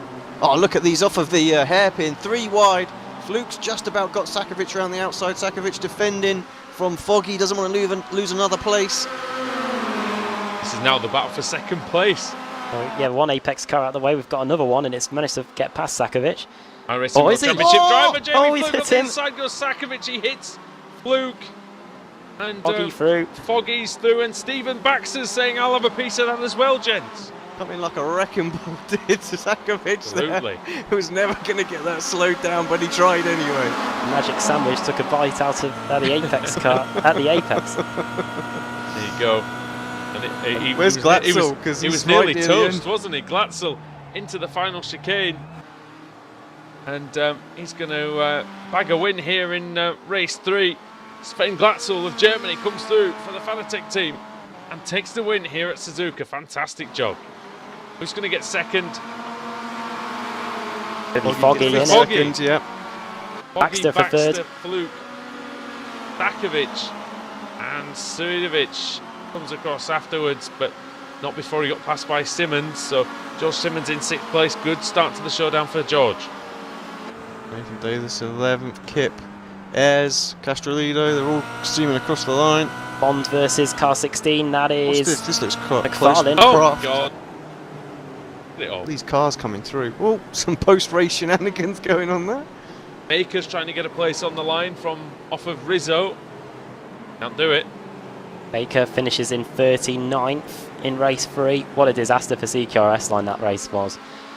Yeah, and there's a few teams out there that'll be pretty disappointed with how that one went. I think. I'd probably say Apex were a bit disappointed with that ending. Must say. Yeah. How did Boosted get on this one? Boosted, they got Simmons finishing in 6th. John Roberts crashed. Whitehead, I think, jumped started. Oh, in fact- jumped the start, so he finished in 44th. Whitehead. Hackerson out. It It wasn't looks- the best one for Boosted Atkinson, I've ever seen. 37th. Yeah, It looks Not like the- Simmons bringing home the bacon. not the best one. Good race for Alphalatech actually. Kiba and Dima both inside the top 10. That might be could well be the first time this season actually that Alphalatech might have had 2 cars in the top 10 even. And that's saying a lot after 105 races, but yeah, great job by those two. Absolutely fantastic stuff by Lee Dima and Matt Kiba. And Kiba's the race winner in the series, Adam.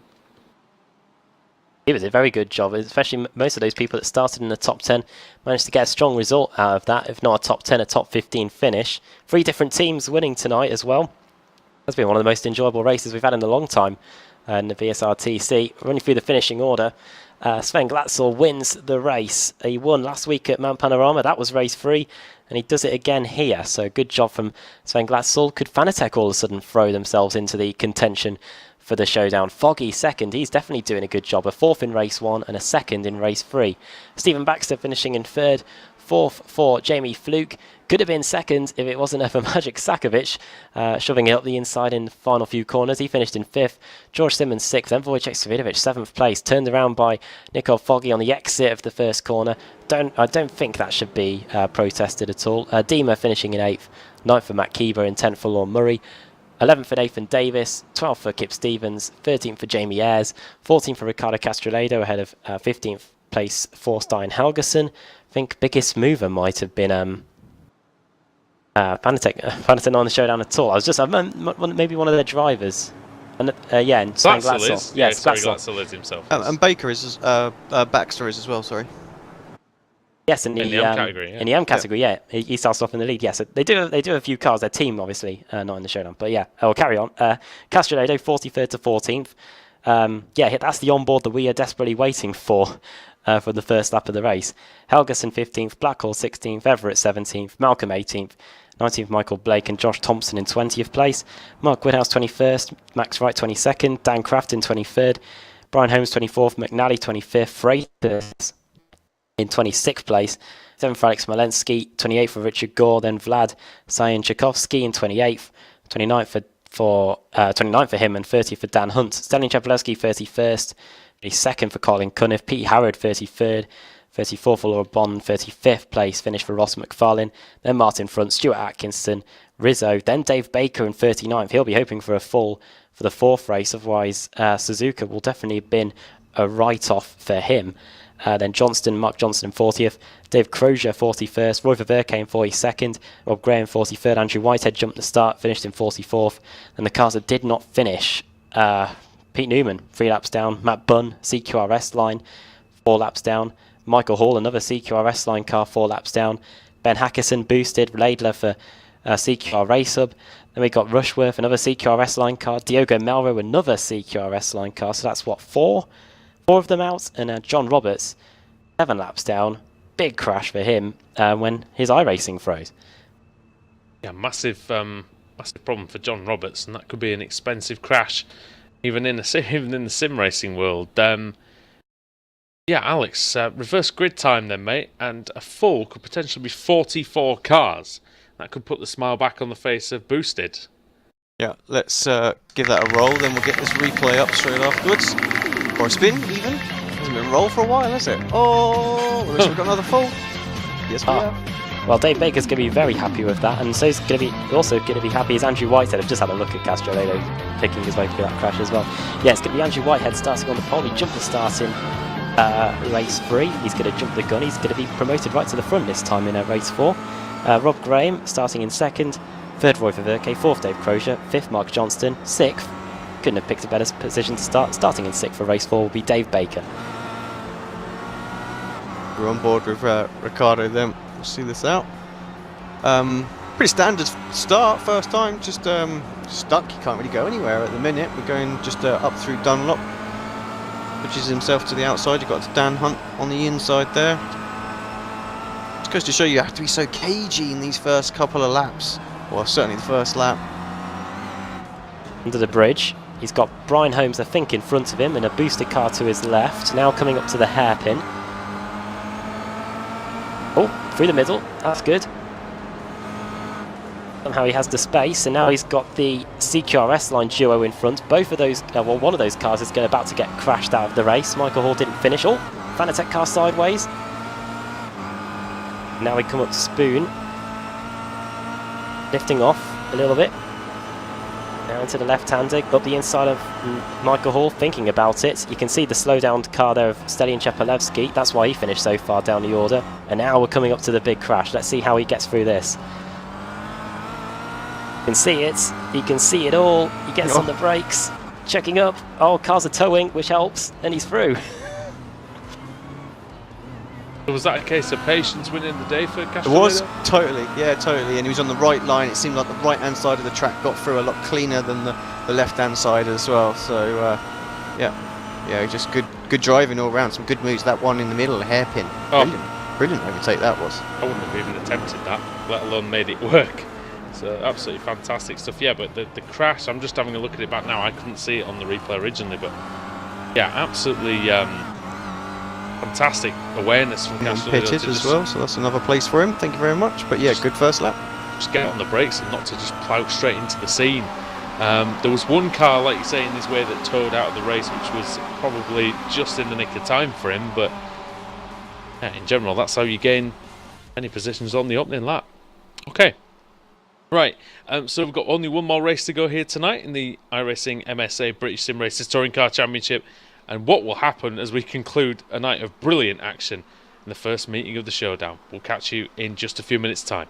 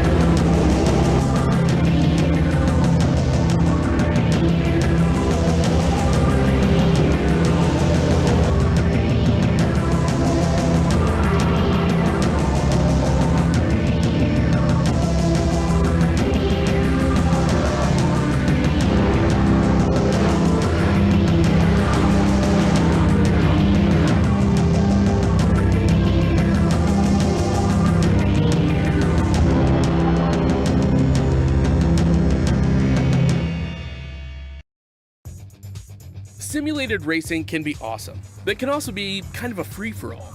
Interestingly, auto racing faced the same problem in its earlier days. Whether it was on the back roads, the beaches, or the city streets, the racing was fun. But there was always a certain level of chaos and danger, until some folks came along and put some order to all of this. Stuff like official racetracks, regulations about weight and equipment, and enforcement of standards. That's what gave us high-speed excitement, fast-paced action, and photo finishes. That's when racing became racing. The guys over at iRacing.com have made the same transformation in the world of sim racing. Sure, they've got the most accurate tracks and realistic cars out there, but that's just the start. See, iRacing analyzes the performance and results of each driver in every race, so you can be sure you're always placed in races where the competition will be tight, and that those reckless drivers who ruin it for us all are kept in the pits. Not to mention that with over 45,000 active members already in their vast community, you can find races day and night, so you can always get in on the action. You can even join a league of your favorite series. And since updates are always automatic, you don't have to worry about software and can focus on the track. Zip up your fire suit and check out iRacing.com.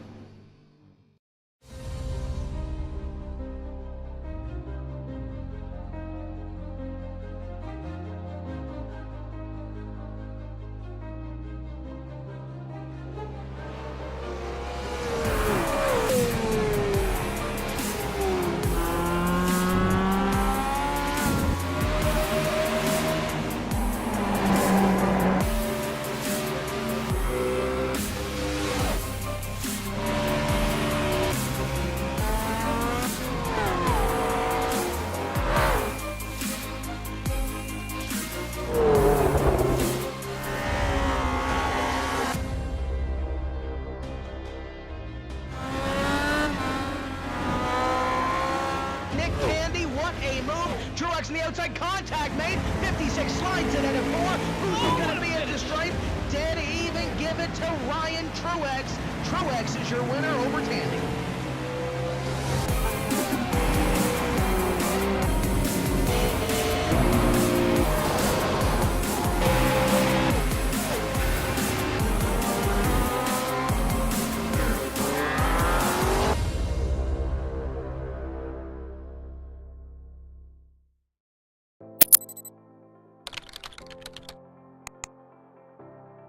iRacing.com is a sim racing game that combines a true-to-life racing experience with an online community of virtual racers from all over the globe. iRacing offers a multitude of officially licensed cars and tracks, laser scanned with millimeter accuracy. Their car models and mechanical systems are based on real-world physics and engineered in cooperation with manufacturers and race teams. iRacing's web-based interface allows members to compare stats and test drive any combination of car and track instantly. Their skill license system ranges from rookie to pro, ensuring members are always pitted against those with similar skill sets. Members are able to sign up for a weekly race series, compete in time trials, host a private race with friends, and participate in racing leagues created and run by the community. With over 60,000 members, iRacing works in partnership with renowned motorsport organizations like SRO Motorsports Group to deliver virtual races based on the real-life Blancpain GT series. iRacing's Blancpain Endurance Series features team racing, giving members the ability to build a team and participate in races ranging from 3 hours to 24 hours. Additional partners include NASCAR, IMSA, V8 Supercars, IndyCar, allowing members to race in their very own 24 hours of Spa, Bathurst 1000, Daytona 500, and many more. iRacing.com, delivering the most authentic racing experience short of getting into a real race car.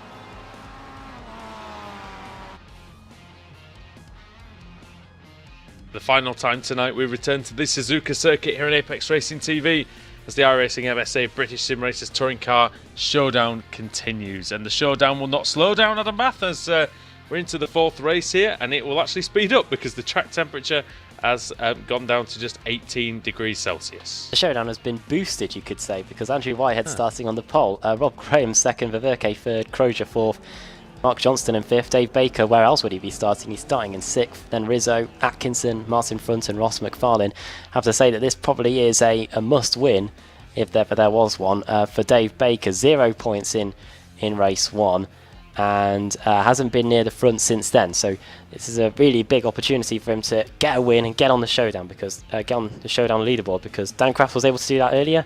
We'll see if Baker can do it here in race 4. Let's be real as well, this is a real chance for Dave Baker. No disrespect to the people in front of him, but this is as good an opportunity as the Season 7 champion is going to get. Right then, gridding time has expired. About to get the lights. 4th time here tonight. Final round of the evening. Oh, as the green light is on. It's a terrible start from Whitehead, but Rob Graham from the front row away beautifully in the Automate car. He's going to go through. Dave Baker already trying to make some progress. He's going to try and go the inside of Mark Johnston. He slots into 5th place, does Baker. But it's Graham from Whitehead who's sliding the car through turn 1. It's not going to help him too much through 2. But everyone seems to be okay and through. Whitehead again, sideways through the S's. Now we've had some big crashes here. That's Fanatec car has made a mistake, I think, but that's Vlad. I just gathered that up nicely. Vlad Zanchkovsky. A couple of cars off through the S's, nothing too major, just sort of Blackhall, one of them. A little bit of contact and running wide and whatnot. Right, Rob Graham is away.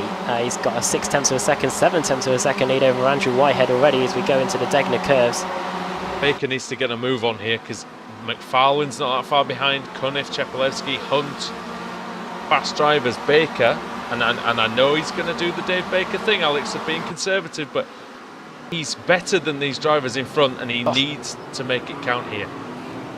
Yeah, I think give him, once half a lap's gone, tyres are in a good position, then he'll be looking nothing but forward. But you're right, this is an opportunity for him to score some points, some big points as well, and he needs to do that both for team and for himself to get back into this showdown. Colin Cunniff just nose planted the wall, going into the hairpin on his own. That was a hardware failure, was it? But no. Thompson might be out as well. Looks like he just lost under braking going into the hairpin, Colin Cunniff. He has got going again. I'm going to see if I can get back and have a little look, see what happened now. Thompson's in the pits. Oh my goodness. Mark Johnston. Yeah, Johnston going for the inside. Yeah, strange one from Colin. Like you say, just lost the rear, didn't he, with the braking, and then he's had to sit there and wait for everybody. Here comes Dave Baker. Oh, and it Johnston up the inside, over the curbs. That will probably be a slowdown. Could be. A lot on the inside there, didn't he, Mark Johnston? Carries on. Ross McFarlane not wasting any time either. He's up from 9th all the way up to 7th. I say all the way, that's only 2 positions gain, but that's still a pretty decent first lap when you're starting in the top 10. Johnston now defending, having to attack Roy Ververke. And Dave Baker is just sitting there, and he can't really do anything when they're battling that hard. McFarlane he really does need to get on it if he wants to make these valuable points, which he's had a DNF tonight. He's had a low-scoring first race. He didn't have a particularly good race 3 either, and you can feel those points just ebbing away. Oh, Johnston hits him. Contact. Johnston hits Ververke. That's a position for Dave Baker. Johnston through to 3rd. Baker nearly had the car of Johnston as through. He nearly had a face full of the Alphala Tech car. Oh dear. Ververke still all over the place as he tries to get some sort of rhythm back. He's just holding back Martin Front and also Rizzo, Chepelevsky and Pete Harrod. Ricardo Castrolido had a great first lap again, 9 positions. Also 10 positions gained for Nathan Davis and Wojciech Svidovic. 15 positions for Michael Hall. Important race for CQR this. Of course, Hall got 0 points in race 3, so did Matt Bunn. Obviously not in the showdown, Bunn, but getting some points for the CQR S-Line team, who are in ever competition with Apex Racing for that team's championship, and that's where the majority of the prize money will be going at the end of the season. No Ash Sutton tonight either. Oh, Whitehead. So Sutton's going to be struggling he's going to be struggling in the showdown from now on, even though he is in as a wild card. McNally going by, I think that's Everett as well. Or sorry, the other way around. Everett trying to go by McNally. Yeah, that's right. Into Spoon. And Nally almost getting forced onto the gravel. Still going at it, coming off of this as well. I think Rizzo and Harrod, are they having a little battle further up the road? It looks like they might be. Oh my goodness. Oh, there is contact between them. Front of Verke also crashed each other off the, or barged each other off the circuit. They're back on 3 wide. Oh my word. There's absolutely no love lost between Rizzo and the entire CQR team, let's be honest. Contact ahead as well. Harrod again. Harrod was trying to avoid the accident, I think, in front, so nobody's fault there. Walensky and Hunt are about to mug off Cesare Rizzo here down the front straight, I think. 3 wide. 3 wide elsewhere as well. It's all kicking off here. Prosim and Team Mad going into the first corner. Smolensky through and Hunt through. Well, it's not Team Mad anymore, is it? For Rizzo, Adam. Come on. That's because he sacked them, hasn't he? I steer clear of the politics in BSRTC, I guess, but yeah. He sacked them, and I don't think that's a great decision because he's just riding solo now, or is he? Seem to be doing just fine on their own, yeah. Right then, one person who isn't riding solo anymore is Rob Graham, because he's got the entire field right with him now. The gap's half a second. Andrew Whitehead doing a good job of holding back the oncoming storm.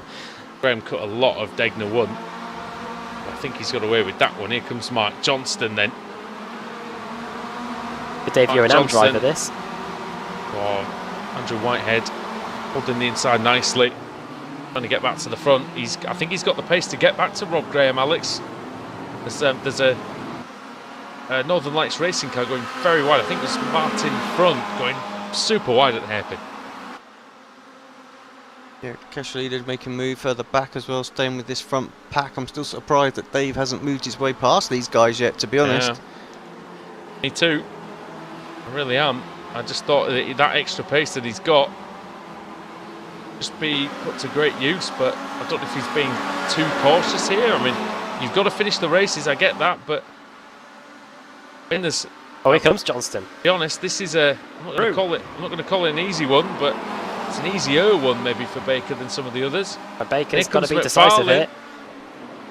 And here comes and Johnston. Oh, did he get a little nudge from Whitehead? I think he might have been slightly punted.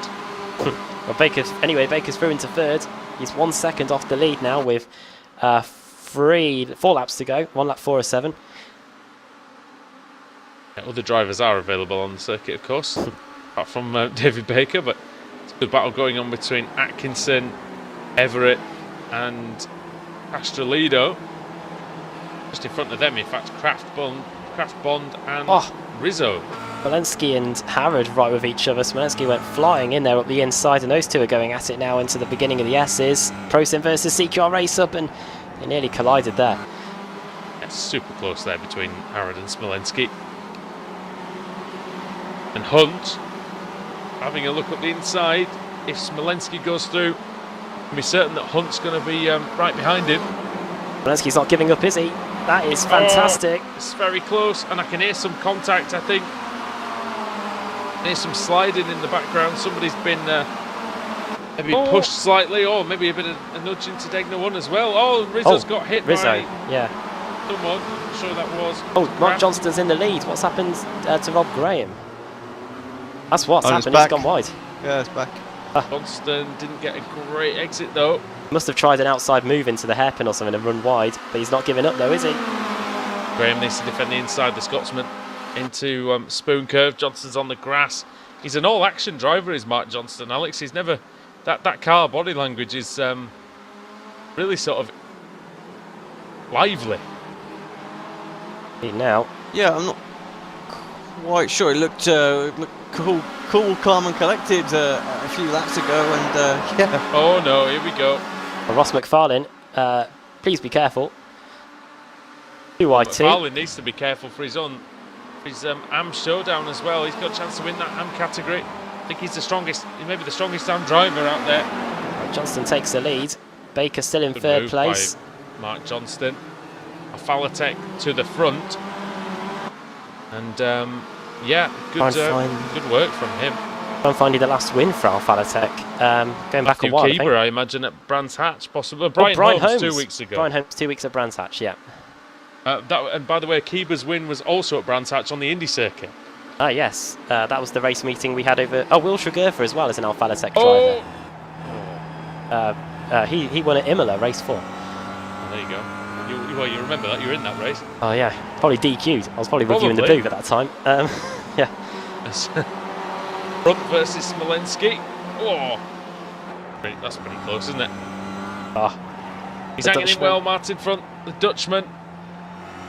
Oh, Front and Hunt again.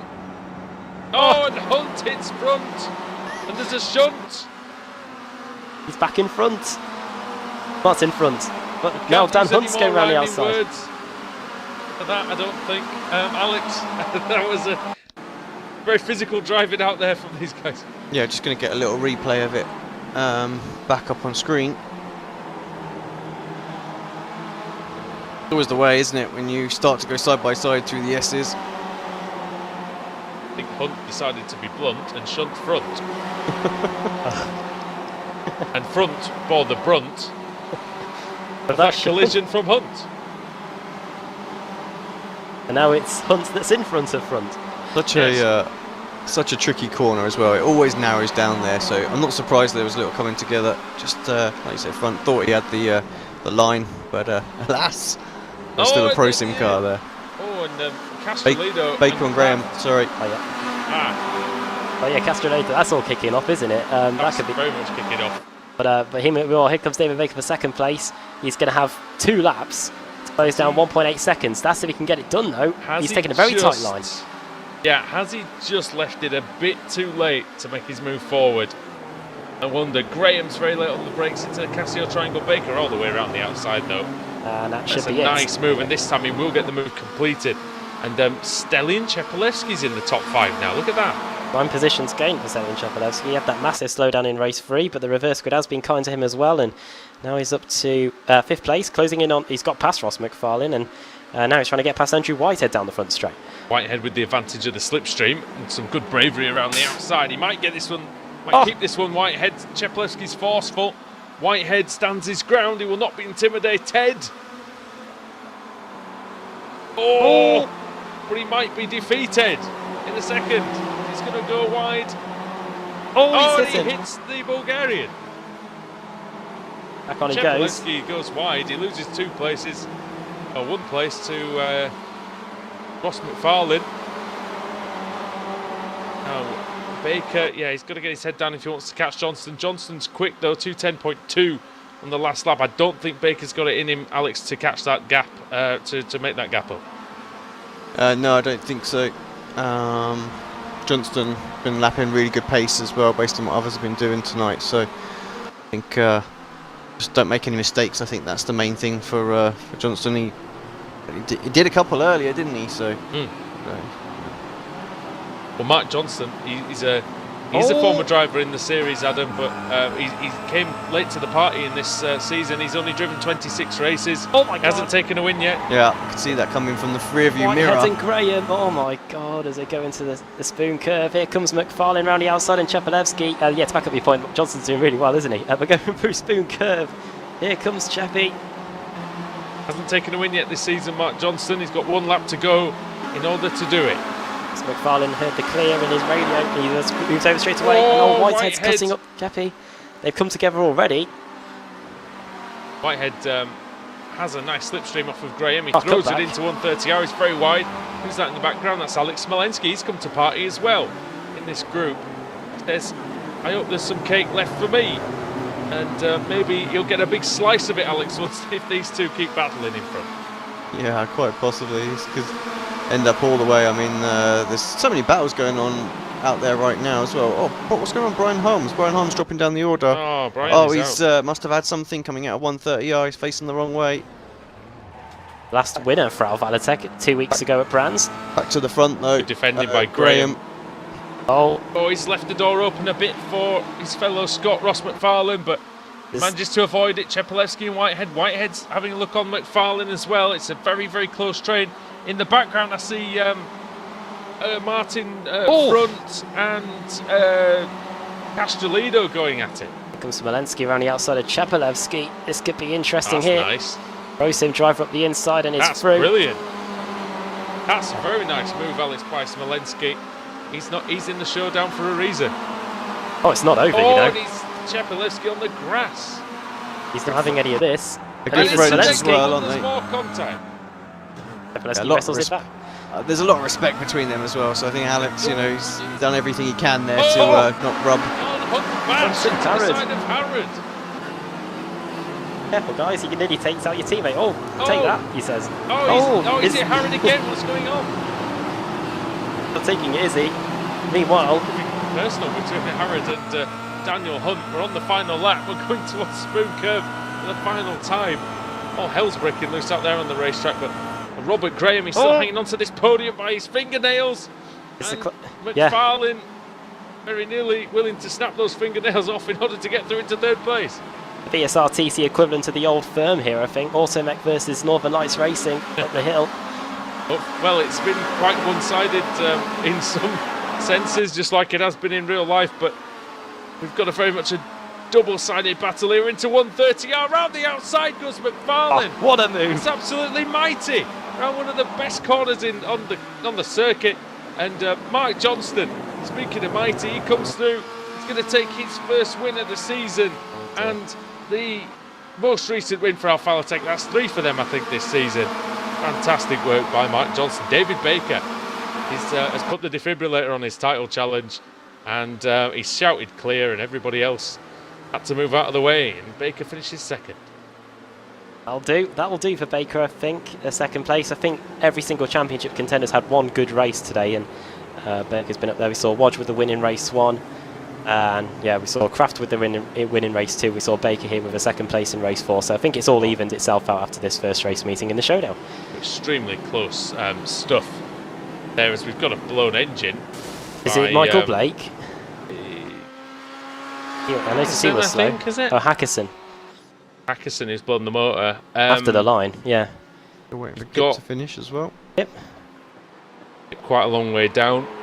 Michael Blake, I think, may have been DQ'd. Because he's nowhere to be seen. Yeah, there was a very, very close battle. 25th down to 39th, Alex, was 5 seconds. Jeez. Yeah. 5. 5 seconds. Bond, Simmons, Ayres, Freitas, Helgeson, Foggy, Sakovic, Rushworth, Newman, Malcolm, Haxon, Laidler, Bunn, Glatzel and Baxter, all within 5 seconds. That's absolutely crazy. Yeah, Blake DQ'd at the end. At least he was able to qualify, otherwise he would have been DNQ'd. Sorry. Yeah, that's it. No pre-qualifying in the BSRTC, although some of the drivers would probably say that that it should make an appearance. Can you imagine that, dear me? Right then, we'll run you through the finishing results then for the final race of the day. Just counting up Alpha Tech's wins for you, actually, Woody. We got Matthew Keeber back at Brands Hatch in race 8. We have Will Tregear for race 39 at Imola. Then Brian Holmes at Brands Hatch GP. And now we've got Mark Johnston making it 4 wins for Alpha Tech this season. And he wins round 107 of the season. Second for Dave Baker. Third, Ross McFarlane. Fourth, Rob Graham. Fifth, Stalin Chepelevsky. Sixth for Andrew Whitehead, our pole sitter. And seventh for Alex Smolensky. Eighth, Pete Harrod. Ninth, Dan Hunt. And 10th, Richard Gore. There's a crash on the cooldown lap. 11th for Martin Front. Ricardo Castrolado. There's a sim gear car parked in the wall. 13th for Jamie Fluke. 14th, Dan Kraft. 15th for Verke. 16th for Nathan Davis. Anna McNally, 17th. 18th, Alex Everett. And Stuart Atkinson, 19th. And Wojciech Svidovic rounding out the top 20. Cesaro Rizzo, 21st. 22nd, Michael Hall. Then it's Vlad Zayan-Tchaikovsky in 23rd. 24th for Mark Woodhouse, who was 1 incident away from getting DQ'd. 25th for Laura Bonds. George Simmons in 26th. Jamie Ayres, 27th. Miguel Freitas, 28th.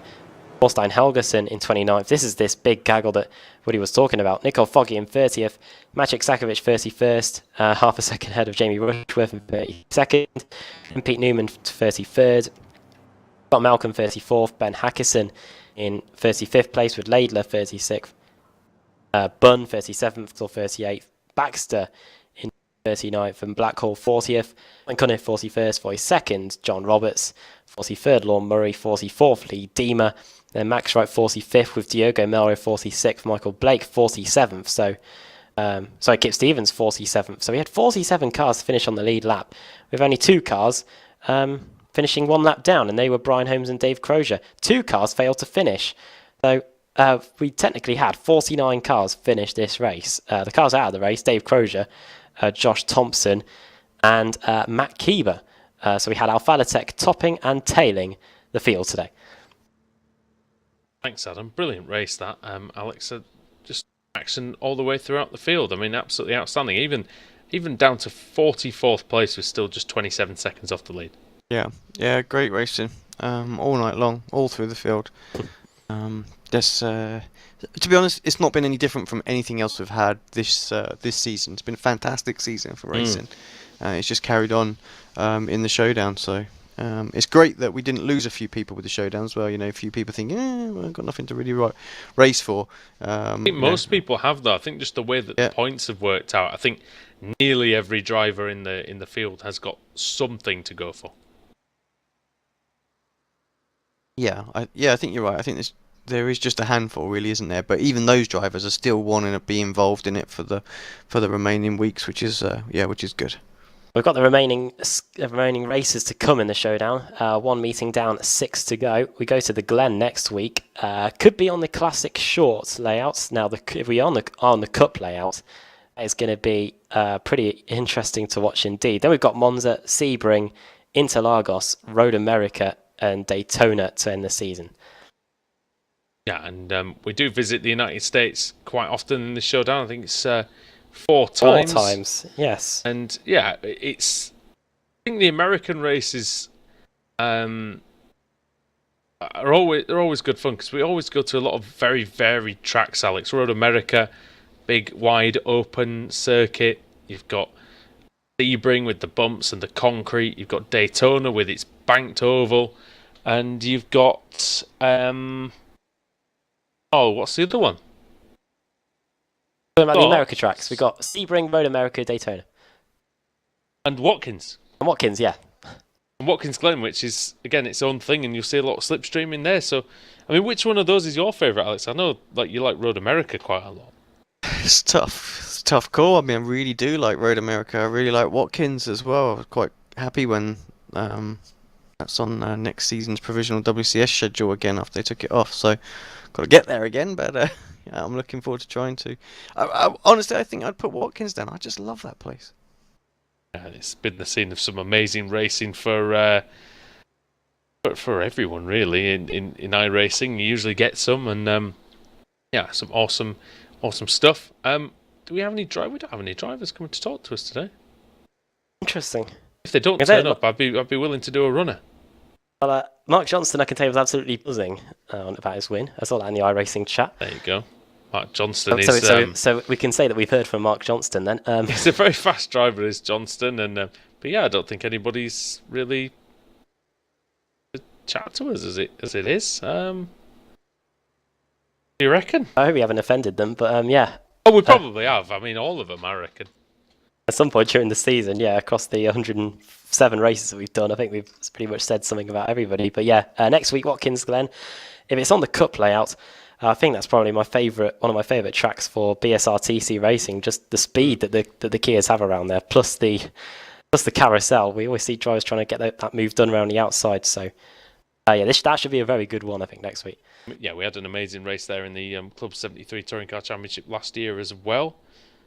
I'm sure we'll see some more next week. You know what? I think that's pretty much all the time we've got here then tonight. I don't think anybody's going to come and have a word with us. So from everybody here at Apex Racing TV, I've been Andrew Woodhouse with Adam Bath and Alex Simpson, and we will join you at the weekend for more action here on Apex Racing TV.